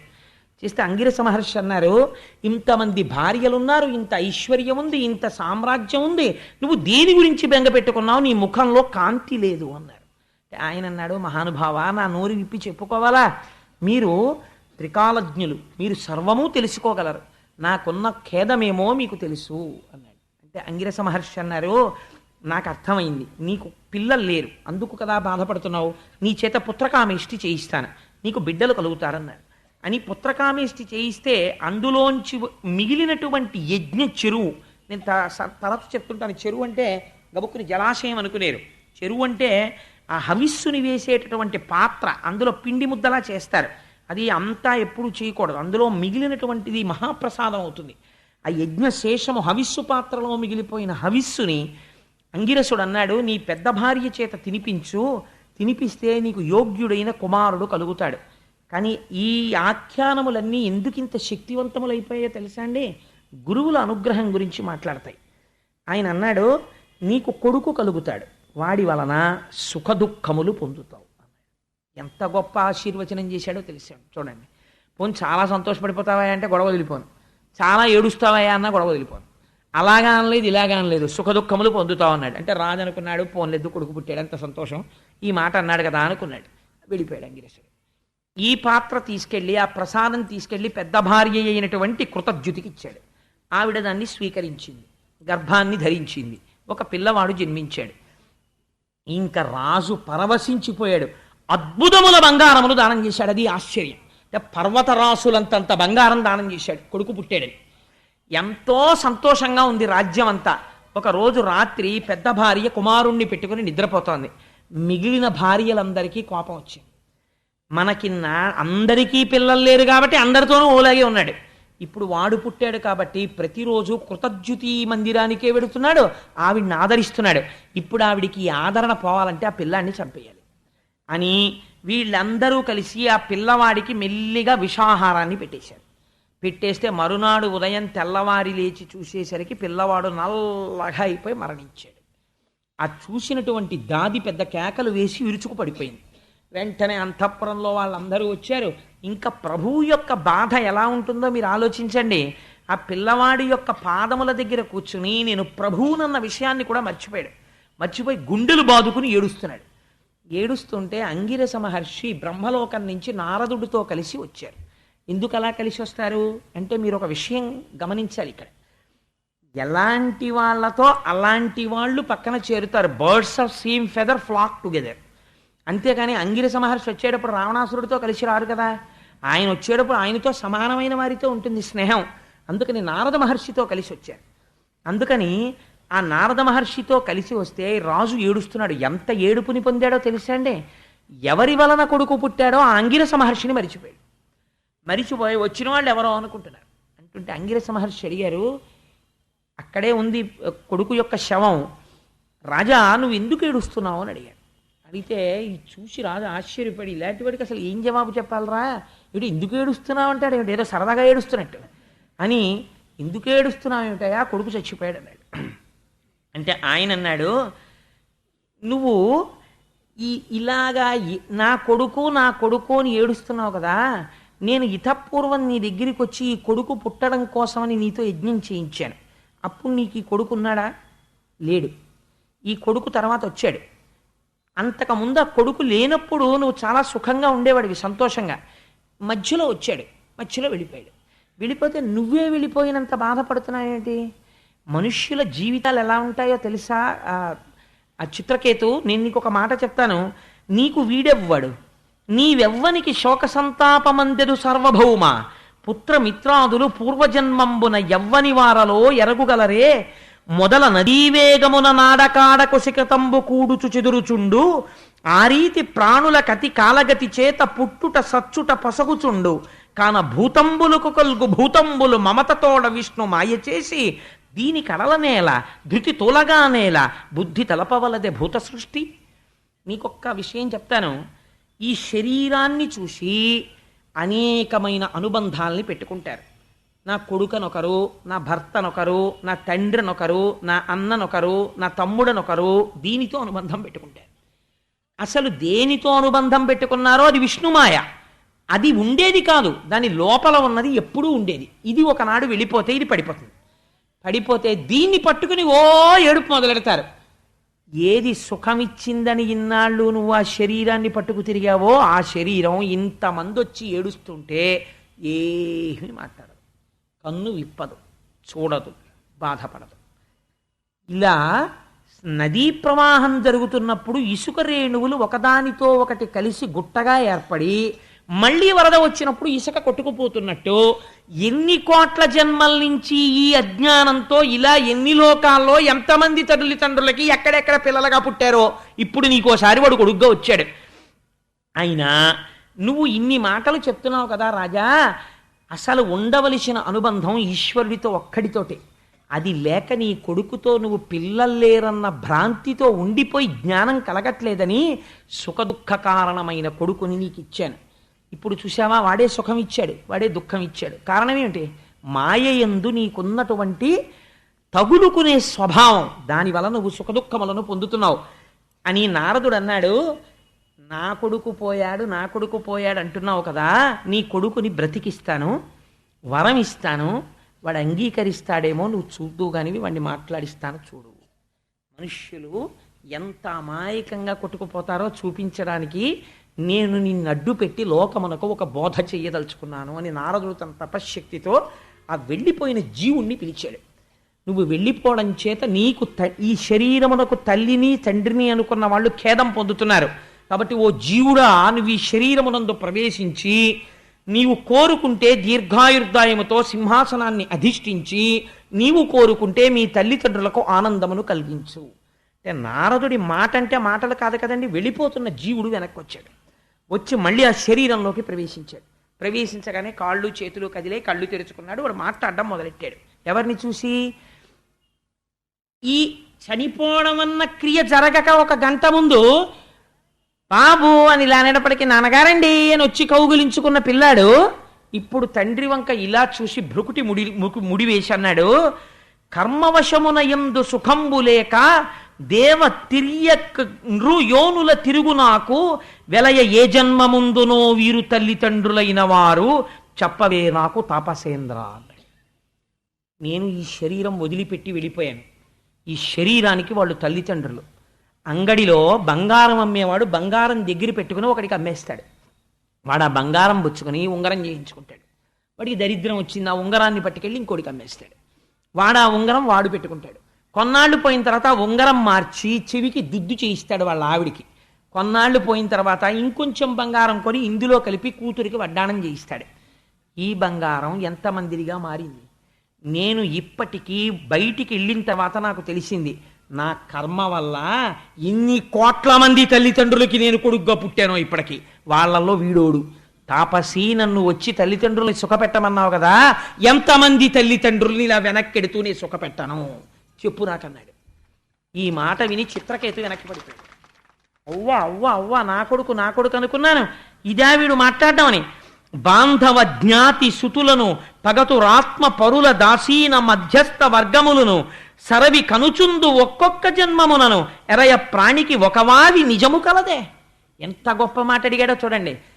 ఎంత దిక్కుమాలిన అనుబంధాలంటే, ఈ శరీరంతో ఉన్నప్పుడు దీనికి చాలా మందితో అనుబంధం. ఇది ఒకరికి భర్త, ఇది ఒకరికి తండ్రి, ఇది ఒకరికి కొడుకు, ఇది ఒకరికి అన్న, ఇది ఒకరికి తమ్ముడు, ఇది ఒకరికి గురువు. ఇన్ని అనుబంధాలు దీనికి. ఇది వదిలిపెట్టేగానే చిత్రం ఏమిటంటే వదిలింది ఒకటే, ఇన్ని ఎగిరిపోయాయి. నేను చూశానండి ఒక ఆవిడ్ని, ఇంకొక గంటలో చచ్చిపోతుందనగా కూతురుతో మాట్లాడాలని బెంగ పెట్టుకుపోయింది ఆవిడ. ఫోన్ చేసి ఒక్కసారి దాన్ని పిలిపించండి రా, నేను వెళ్ళిపోతున్నాను రా, నాకు తెలిసిపోతోందండి ఆవిడ. ఫోన్ చేస్తే హైదరాబాద్ నుంచి ఆ కూతురంది, నా కూతురికి జ్వరంగా ఉంది, నేను ఇప్పుడు రావడం కుదరదు, అమ్మ అలాగే అంటుంటుంది అంది ఆవిడ. అని అన్న గంటకి ఆ కూతుర్నే తలుచుకుని దాన్ని చూడాలనుందంటూ కొంతసేపు అయిపోయిన తర్వాత టెలిఫోన్లో ఈ మాటని కొడుకు మార్చి నచ్చ చెప్పాడమ్మా, దాని కూతురికి బాగోలేదుటమ్మా, అలా నువ్వు దాన్ని ఇబ్బంది పెట్టేస్తే ఎలాగా, వస్తుందిలేమ్మా 2 రోజుల్లో వచ్చేస్తానంది, ఇవాళ కాదు కానీ రేపు గౌతమి ఎక్కేస్తానందమ్మా అని అబద్ధం చెప్పాడు. అది వచ్చే వరకు ఉంటానరా అని బెంగెట్టుకుని ఏం తెలిసిపోయిందో ఏడిచి కళ్ళమ్మ నీళ్ళెట్టుకుని తుడుచుకుని వెధవ పిల్లల్ని కన్నాను, ఎందుకురా చచ్చిపోయే ముందు చూద్దామంటే రాలేదురా అంది ఆవిడ. అని ఒక గంట పోయిన తర్వాత ఆవిడ పోయింది. చనిపోతే నా కూతురికి జ్వరంగా ఉందన్నటువంటి కూతురు ట్యాక్సీ చేయించుకుని వచ్చింది హైదరాబాద్ నుంచి. వస్తే ఈ తల్లి పడుకునుంది ఐస్ గడ్డ మీద. పడుకునుంటే అది వచ్చి కారు దిగి గబగబా వెళ్ళి ఆవిడ శరీరాన్ని పట్టుకుని, అమ్మా నేను రాకుండా వెళ్ళిపోయావా అమ్మా అంది. ఏ పిల్ల కోసం ఇంత పరితపించిందో ఆ కన్నిలా విడలేదు, ఆ చెవిలా వినలేదు, ఆ శరీరం కదలలేదు. ఆ శరీరంలోంచి జీవుడు విడిపోగానే అన్ని అనుబంధాలు ఏకకాలమునందు ఆరిపోతాయి. ఇంట్లో మెయిన్ ఫ్యూజ్ పోయింది, అన్ని ఫ్యాన్లు లైట్లు 0 వాట్ బల్బులతో సహా అన్నీ ఆగిపోతాయి. జీవుడు ఉత్క్రమణం అయిపోయాడు, అన్ని అనుబంధాలు తెగిపోయాయి, అంతే వెళ్ళిపోతున్నాడు. ఇలాంటి అనుబంధాలన్నీ పెట్టుకుని ఎన్ని జన్మల్లో పాడైపోయానో, మళ్ళీ నువ్వు ఇంతటి తాపసివి నన్ను ఇందులోకి తెచ్చి మళ్ళీ జన్మలు పెడతావా, ఎందుకు వచ్చిందయా, ఉద్ధరిస్తే ఉద్ధరించు, నేను ఉండని ఈ శరీరంలో అన్నాడు పిల్లాడు. అంటే ఆశ్చర్యపోయి, అయ్య బాబోయ్ ఇప్పుడు నాకు బుద్ధి వచ్చిందండి, వాడిలా మాట్లాడాక నాకు తెలిసింది తత్వం అంటే ఏమిటో. అంటే అప్పుడు అంగిరస మహర్షి అన్నారు, ఇప్పుడు తెలిసిందా అనుబంధాలు అంటే ఏమిటో. కాబట్టి వెర్రి పెట్టుకోకు అని నేను ఉండను అని వెళ్ళిపోయాడు ఆ శరీరంలోంచి. ఇలా శరీరానికి సంస్కారం చేసేసి యమునా నదిలో స్నానం చేసి ఆచమనం చేసిరా, నీకు మంత్రం చెప్తాను. ఈ శరీరంలో ఉండగా చేరవలసింది ఈశ్వరుణ్ణి, ఈ పిచ్చ అనుబంధాల కోసం కాదు. ఎన్ని కోట్ల జన్మల్లో పెట్టుకున్నావో ఇలాగా అనుబంధాలు వద్దని నేను అంటలేదు, కానీ వాటి యొక్క మాయాస్వరూపాన్ని తెలుసుకుని ఈశ్వరుడి పాదాలు పట్టుకో. అందుకని చేతికి నూనె రాసుకుని పనసకాయ కొట్టు, ఇబ్బంది ఉండదు, అంటుకోదు. చేతి నూనె రాసుకోకుండా పనసకాయ కొడితే జిగురు చేతికి అంటుకుంటుంది. అందుకని జ్ఞానంతో ఉండి వైరాగ్యంతో ఉండి సంసారంలో ఉండు, ఏమీ సమస్య ఉండదు. అందుచేత నేను నీకు ఉపదేశం చేస్తాను, నీకు ఈ ఉపదేశం చేత నువ్వు 7 రాత్రులు ఈ మంత్రం జపిస్తే నీకు సంకర్షణ దర్శనం అవుతుందన్నారు. సంకర్షణుడు అంటే సాక్షాత్తు బలరామావతారంగా వచ్చిన అనంతుడు, ఆదిశేషుడు. శ్రీమన్నారాయణ మూర్తి పాదములు పెట్టుకునేటటువంటి పాదపీఠి కింద ఉంటాడు ఆయన, పడగలు చుట్టుకుని. ఆ ఆదిశేషుడి దర్శనం అవుతుంది. నా మాట నమ్మావు, సుఖ దుఃఖములు ఇచ్చే కొడుకు పుట్టాడు. నా మాట నమ్మావు, జీవుల యొక్క తత్వం ఏమిటో నిరూపించి చూపించాను. నా మాట నమ్ము, ఈశ్వరుణ్ణి చేరుకుంటావు. 7 రాత్రులు 7 పగళ్ళు జపం చెయ్యి. ఎవరైనా చేయవలసింది 7 రాత్రులు 7 పగళ్ళే. అంటే ఆయన నమ్మి చిత్రకేతువు 7 రాత్రులు 7 పగళ్ళు జపం చేశాడు. జపం చేస్తే ఆయనకి ఆ శ్రీమన్నారాయణుడు పాదం పెట్టుకునేటటువంటి పాదపీఠి అయినటువంటి ఆదిశేషుడు దర్శనమిచ్చాడు. ఎంత అదృష్టమో చూడండి. బహుశः నాకు తెలిసి ఆదిశేషుడి మీద శ్లోకాలు పద్యాలు చాలా తక్కువగా ఉంటాయి. ఆ పద్యం చదువుకున్నా, పద్యం విన్నా అది విశేష ఫలితాన్ని ఇస్తుంది, సంతానాన్ని కాపాడుతుంది ఆ పద్యం. తారాహార పటీరథవళ దేహమువాని రమణీయ నీలాంబరంబువాని మణికిరీట స్ఫురన్మస్తకంబులవాని కంకణకేయూరకరమువాని గర్భురమయదీప్త కటిసూత్రములవాని తరళ యజ్ఞోపవీతములవాని అతి సుప్రసన్న వక్త్రాంబుజంబులవాని తరుణ వివృత్త నేత్రములవాని సిద్ధమండలంబు సేవింప పుణ్యప్రసిద్ధి వెలసినట్టి సచ్చరిత్రు పద్మలోచననకు పాదపీఠంబైన ఘనుని పన్నగేంద్రుగాంచెనతడు. సాధారణంగా ఆదిశేషుడు అంటే ఏదో బుసలు కొడుతూ ఉంటాడనుకుంటారు. ఆయన దర్శనం ఇచ్చినప్పుడు ఎలా ఇచ్చాడో తెలుసా అండి? మెడ నిండా హారాలు వేసుకుని తెల్లటి స్వరూపంతో శ్వేతనాగుగా దర్శనమిచ్చాడు. ధవళదేహము వాని రమణీయ నీలాంబరములవాని నల్లటి బట్టలు కట్టుకుని మణికిరీట స్ఫురన్మస్తకంబులవాని 1000 తలకాయలు, 1000 తలకాయలకి కిరీటాలు పెట్టుకుని ఉన్నాడు. గుండ్రటి ముఖాలు, ముఖం ప్రసన్నంగా చాలా కరుణరసాన్ని ఒలుకుతూ ఉంది. ఆయన చక్కగా నవ్వుతున్నవాడై ఉన్నాడు. తరళ యజ్ఞోపవీతములవాని మిరిసిపోతున్న యజ్ఞోపవీతం వేసుకున్నాడు. సిద్ధమండలంబు సేవింప పుణ్యప్రసిద్ధి వెలసినట్టి చుట్టూ సిద్ధుల యొక్క గణములు నిలబడి స్తోత్రం చేస్తున్నారు. అటువంటి వాడిని చూసి నమస్కారం చేసి, నా అదృష్టమయ్యా, ఈ జన్మలో నీ దర్శనం కలిగిందని స్తోత్రం చేశాడు. చేస్తే ఆయన అన్నాడు, ఉర్వి మొదలైన 7 నొండొకటి కంటే 10 గుణాధికమయ్యుండు దాని అండకోశమందు అజాండము కోటి అయినవియందు అణుమాత్రమగు అనంతాక్షుండతడు. ఇప్పుడు తన స్వరూపం ఏమిటో భాషింపచేశాడు ఆదిశేషుడు. సాధారణంగా మనం ఈ భూమండలం అంతా ఉందనుకోండి, భూమిని అంతటినీ కలిపి ఒక గ్రహం అంటాం. ఇలాంటి గ్రహాలు ఎన్నో చేరితే ఒక బ్రహ్మాండం అంటాం. ఇలాంటి బ్రహ్మాండాలు కొన్ని కోట్ల బ్రహ్మాండాలు ఉంటాయి. ఇన్ని కోట్ల బ్రహ్మాండాలు కూడా ధూళిరేణువుల్లా ఆయన శరీరమును పట్టి ఉంటాయిట. ఇన్ని కోట్ల బ్రహ్మాండములు ధూళిరేణువుల్లా ఆయన శరీరమును పట్టి అంతటా నిండిన వాడెవరో ఆయనని అనంతుడు అని పిలుస్తారు. ఆయన ఏం చెప్పుకున్నాడో తెలుసా అండి స్వామి?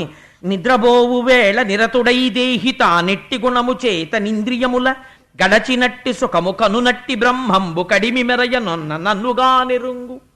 నువ్వు గాఢ నిద్రలో ఉన్నప్పుడు నీ ఇంద్రియాలు మనస్సు ఏ పరబ్రహ్మమునందు లయించి ఉండిపోయాయో, ఏమీ తెలియని స్థితిలో నువ్వు ఏ పరబ్రహ్మంతో కలిసి ఉన్నావో ఆ పరబ్రహ్మమే నేనని తెలుసుకో. స్వప్నమందు ఎట్లు సంచారమునరించు మేలు కంచె దృష్టమోలినగు నెరుగు ఉభయమెరుగు నట్టి ఉత్తమ జ్ఞానంబు తత్వమట్టిదైన తలపు నేను.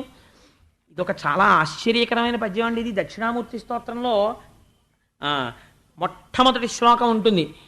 విశ్వం అని, ఆ ప్రపంచమంతా మాయాస్వరూపము అని. అటువంటి విశ్వం దర్పణ దృశ్యమాన నగరీ తుల్యం నిజాంతర్గతం అంటారు శంకరాచార్యుల వారు. ఆయన అంటున్నారు, నువ్వు పగటిపూట లేచి ఉన్నప్పుడు ఈ కళ్ళతో చూసినప్పుడు ఈ జగత్తు కనపడుతోంది కాబట్టి ఏమంటున్నావు? ఇది సత్యం అంటున్నావు. జగత్తు సత్యం అని ఎందుకు అంటున్నావు? ఇంటరాక్షన్ని, అంటే వాళ్ళతో ఉన్నటువంటి సమన్వయాన్ని నువ్వు ఈ శరీరంతో అనుభవిస్తున్నావు. లోపల ఇంద్రియాలకి భయం, సుఖం ఇవి కలుగుతున్నాయి. నువ్వు ఈ జగత్తుని చూడడం మానేసి కన్ను మూసేసి నిద్రపోయావు. నిద్రపోయినప్పుడు జగత్తు వచ్చింది స్వప్నంలో.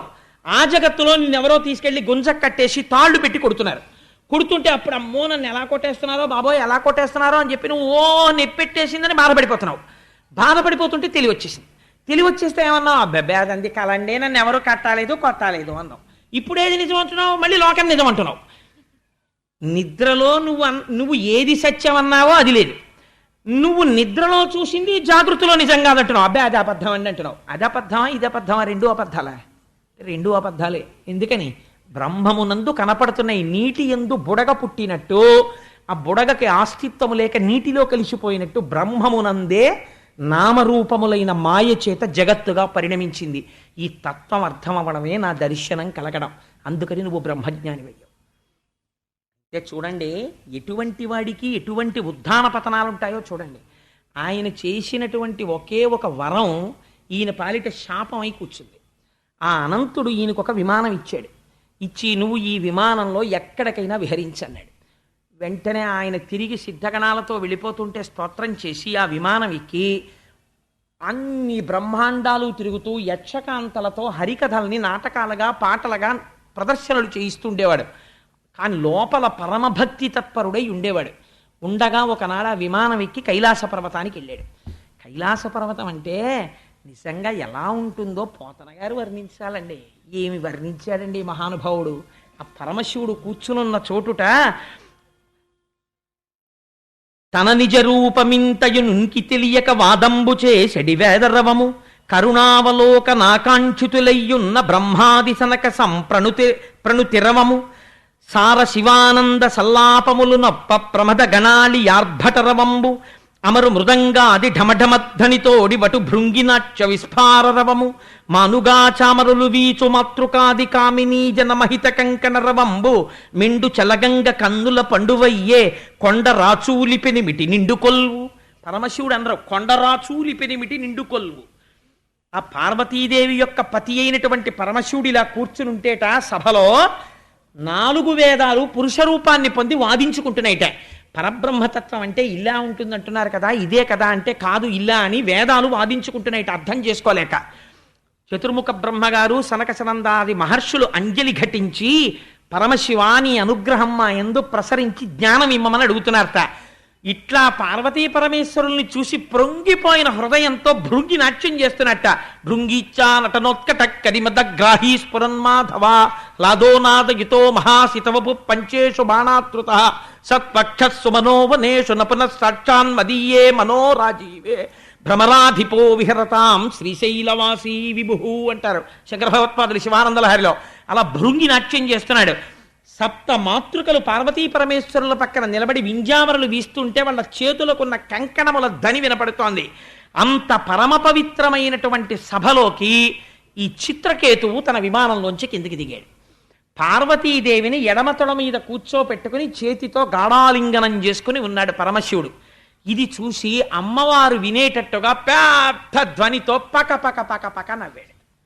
నవ్వేసరికి ఆశ్చర్యపోయి అందరూ ఒక్కసారి అటు తిరిగి చూశారు.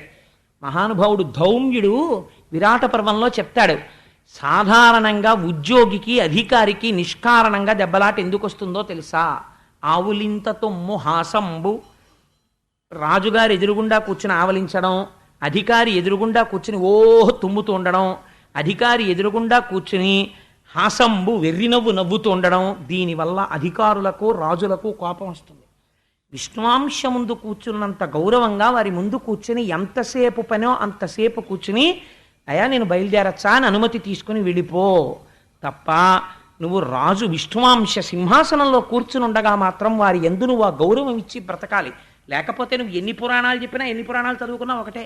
నీ అధికారి ముందు నువ్వు వెళ్ళి నిలబడినప్పుడు విష్ణువాంశని దర్శనం చెయ్యాలి నువ్వు. అందుచేత పెద్ద నవ్వు నవ్వాడు. పెద్ద నవ్వు నవ్వితే పార్వతీదేవి చూసింది. చూసి నువ్వెందుకు నవ్వుతున్నావు అంది. అంటే ఆ చిత్రకేతు అన్నాడు, కొమరప్పగాలో ఒక గురుడును గడలేని ధర్మస్వరూపంబు తానయగుచు జడలు ధరించియు సరిలేని తపమున పొడవైన ఈ యోగి పుంగవులును బ్రహ్మవాదులు కొల్వ భాసిల్లు కొల్వులో మిథున రూపంబున మెలతతోడ ప్రకృతుండును పోలె బద్ధానురాగుడై లాలితుండయ్య నిర్లజ్జతనిటు అకట ప్రకృతి పురుషుడైన ఏకాంతమందు సతులతోడ అలరు కాని ఇట్లు ధర్మసభల ఇంతులతో కూడి పరిఢవింపలేడు భ్రాంతి నొంది అన్నాడు.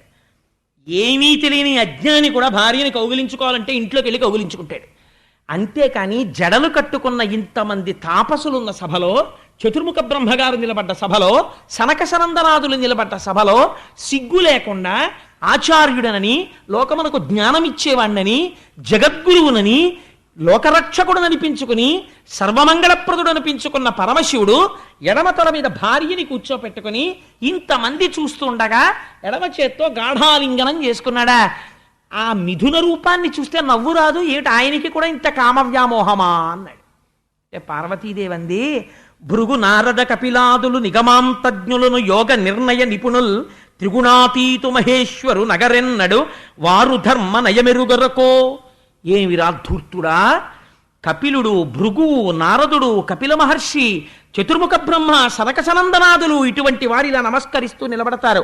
ఎవరి పాదముల కంటుకున్నటువంటి ధూళి మస్తకం మీద పడితే జ్ఞానము కటాక్షింపబడుతుందని కోరుకుంటారో, ఎవరి పాదము ఇలా కదిలితే మంగళతోరణమై నీ ఇంటికి పట్టుకుంటుందో, ఎవడు అనుగ్రహిస్తే నీ ఇంట శుభకార్యాలు జరుగుతాయో, ఎవడు లోపల ఉండడం వల్ల నువ్వు శివమై 10 మంది చేత నమస్కరింపబడుతున్నావో, ఏ శివము లోపల నుంచి విడితే నువ్వు శవమైపోతావో, ఏ మహానుభావుడు లోకములంతటిని రక్ష చేస్తున్నాడో, ఎవడు తాను మహాత్యాగి అయి జ్ఞానిగా నిలబడ్డాడో, ఎవడు గంగాధరుడో, ఎవడు త్రినేత్రుడో, ఎవడు త్రయంబకుడో, ఎవడు పార్వతీపతియో, ఎవడు స్కందుడికి తండ్రో, ఎవడు సమస్త విఘ్నములను కల్పించగలిగినటువంటి గణములకు అధిపతి అయిన విఘ్నేశ్వరుడికి పితృత్వమును వహించాడో, ప్రమథగణములకు ఆధిపత్యమును పొందాడో, మహాజ్ఞానియో, అటువంటి పరమశివుణ్ణి తోలడానికి నీకున్న గొప్పతనం ఏ పాటిదిరా? మేము ప్రకృతి పురుషులం, నీకేం తెలుసు? కలిసే ఉంటాం. అలా ప్రకృతి పురుష తత్వమును గుర్తెరుగక, తెలియక, ప్రకృతిలో పురుషుడు అనుప్రవేశము చేసి ఉండకపోతే ఆ ప్రకృతి అయోమయం అయిపోతుంది. ప్రకృతి లేని పురుషుడు అర్థం కాడు. అందుకని ప్రకృతి పురుష స్వరూపముతో గాఢాలింగనముగా దర్శనమిస్తాం మేము. దాని యోగ సిద్ధి నిరుంగలేక ఒక ప్రాకృతమైన మనుష్యుడు హీనుడు మాట్లాడినట్టు మాట్లాడావు. నువ్వు విష్ణు భక్తుడు అనిపించుకోవడానికి నీకెక్కడుంది అర్హత? శివుణ్ణి గౌరవించని వాడు విష్ణు భక్తుడు కానే కాడు. కాబట్టి నీవు విష్ణు భక్తుడు ఏమిటి? ఇక ఆ మాట అనిపించుకోవడానికి వీల్లేదు. నువ్వు ఇలా ప్రవర్తించావు కాబట్టి నిన్ను శపిస్తున్నాను. నువ్వు ఉత్తర క్షణము రాక్షసయోని యందు జన్మించి, కానీ నువ్వు చేసినటువంటి తపంబు చేత శ్రీమన్నారాయణుని చేరదవుగాక అని అనుగ్రహించింది. అనుగ్రహిస్తే విమానంలోంచి కింద పడిపోయాడు. కింద పడిపోయి తల్లి పాదముల మీద పడి సాష్టాంగ ప్రణిపాతం చేసి నమస్కరించి ఒక మాట అన్నాడు. అమ్మా, అనంతుడి దర్శనం చేశాను, సంకర్షణుడి దర్శనం చేశాను, ఆదిశేషుణ్ణి స్తోత్రం చేశాను, విమానం ఎక్కి తిరిగాను. కానీ ఎన్ని జన్మలలోంచో ఉండిపోయిన చిన్న అవిద్య, అజ్ఞానం ఎక్కడో ఉండిపోయింది. తల్లి, నీ మ్రోలకొచ్చి ఒక వెకిలి నవ్వు నవ్వాను, ఇంత శాపాన్ని పొందాను. అమ్మా, నువ్వు శపించినటువంటి శాపం నన్ను ఉద్ధరించడానికే అనుకుంటున్నానమ్మా. అలాగే నేను రాక్షసయోని యందు జన్మిస్తాను, నా అజ్ఞానము అక్కడతో తొలగుగాక అని నమస్కరించి క్షమార్పణ చెప్పి ప్రణిపాతం లేచి విమానం ఎక్కి వెళ్ళిపోయాడు. వెళ్ళిపోతే పరమశివుడు అన్నాడు, ఇది శివుడు అంటే.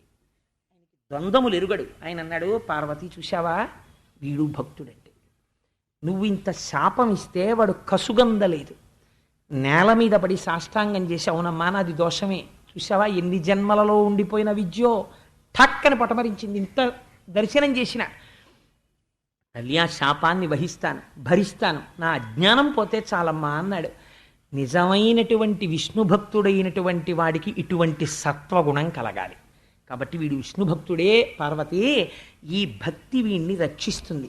రక్షించి ఒకనాడు ఇంద్ర సంహారం కోసమని త్వష్ట ప్రజాపతి చేసిన యజ్ఞగుండంలోంచి వృత్రాసురుడిగా పైకొస్తాడు. వచ్చిన ధర్మం నిర్వర్తించాలి కాబట్టి యుద్ధం చేస్తాడు. మనస్సు మాత్రం శ్రీమన్నారాయణుడి దగ్గర పెడతాడు. తొందరగా చంపేవయ్యా, వెళ్ళిపోతానంటాడు అని పడిపోయి శ్రీమన్నారాయణుణ్ణి చేరుకుంటాడు. పరస్పర భిన్నత్వం కలుగుతుంది. నీ శాపము చేత రాక్షసుడవుతాడు, తాను చేసుకున్న సుకృతము చేత అపారమైన భక్తితో నిలబడిపోతాడు. ఇంత పరమపావనము ఈ ఆఖ్యానము.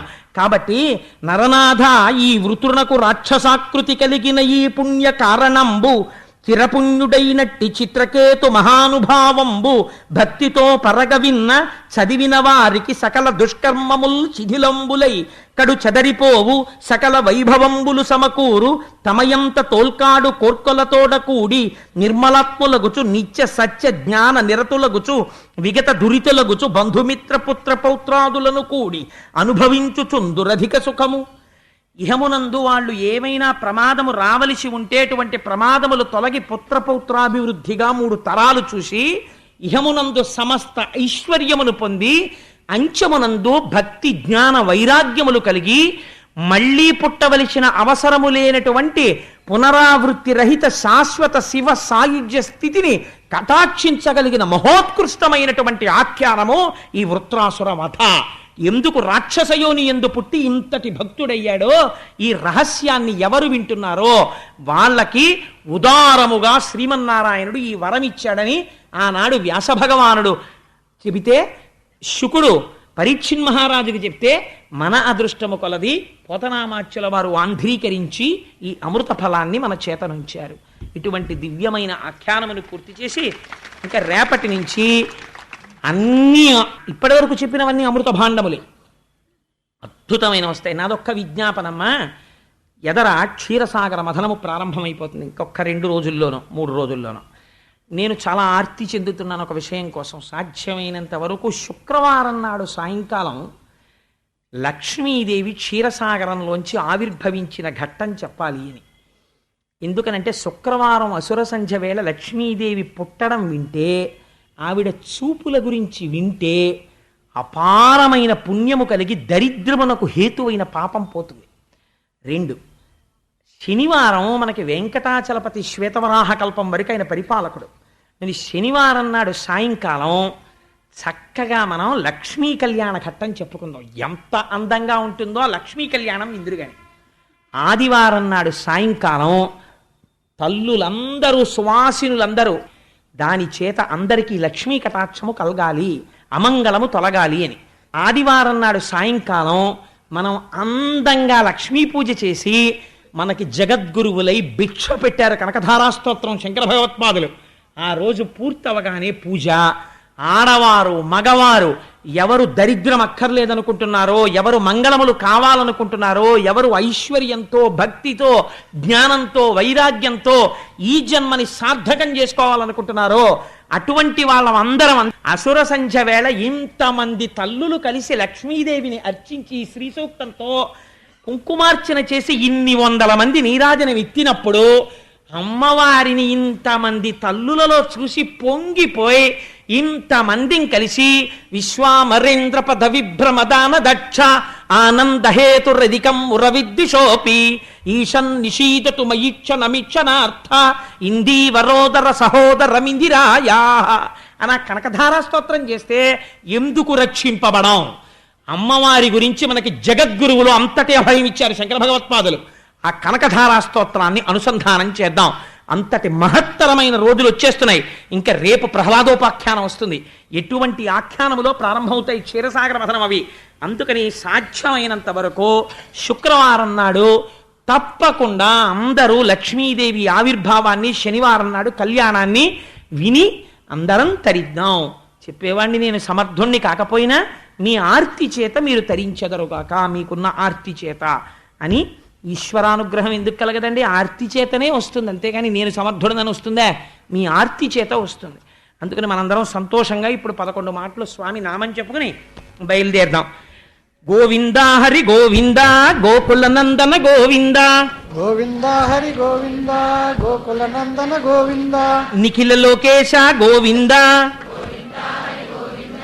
గోకుల నందన గోవింద, ఆనంద రూప గోవింద, గోవింద హరి గోవింద గోకుల నందన గోవింద, శేషాద్రినిలయ గోవింద, గోవింద హరి గోవింద గోకుల నందన గోవింద, పద్మనాభ హరి గోవింద, గోవింద హరి గోవింద గోకుల నందన గోవింద, పరమదయాళో గోవింద, గోవింద హరి గోవింద గోకుల నందన గోవింద, ఇహ పరదాయక గోవింద, గోవింద హరి గోవింద గోకుల నందన గోవింద, శేషాద్రినిలయ గోవింద, గోవింద హరి గోవింద గోకుల నందన గోవింద, ఆనంద రూప గోవింద, గోవింద హరి గోవింద గోకుల నందన గోవింద, స్వయం ప్రకాశ గోవింద, గోవింద హరి గోవింద గోకుల నందన గోవింద, పద్మనాభ హరి గోవింద, గోవింద హరి గోవింద గోకుల నందన గోవింద, తిరుమలవాస గోవింద, గోవింద గోవింద హరి గోవింద గోకుల నందన గోవింద శేషసాయివి గోవింద గోవింద హరి గోవింద గోకుల నందన గోవింద. ఇవాళ కథాక్రమంలో నేను ఒక చిన్న అదనపు మలుపు తీసుకున్నాను, మీరు గుర్తించే ఉంటారు. వృత్రాసురుణ్ణి మరి ఇంద్రుడు సంహరించాడు కదా, బ్రహ్మహత్యాపాతకం ఎలా తప్పుకున్నాడు అప్పుడు. ఇప్పుడు దాన్ని చిత్రకేతోపాఖ్యానాన్ని పక్కన పెడితే ఈ గొలుసు పూర్తవదని ముందు చిత్రకేతోపాఖ్యానాన్ని పూర్తి చేశాను.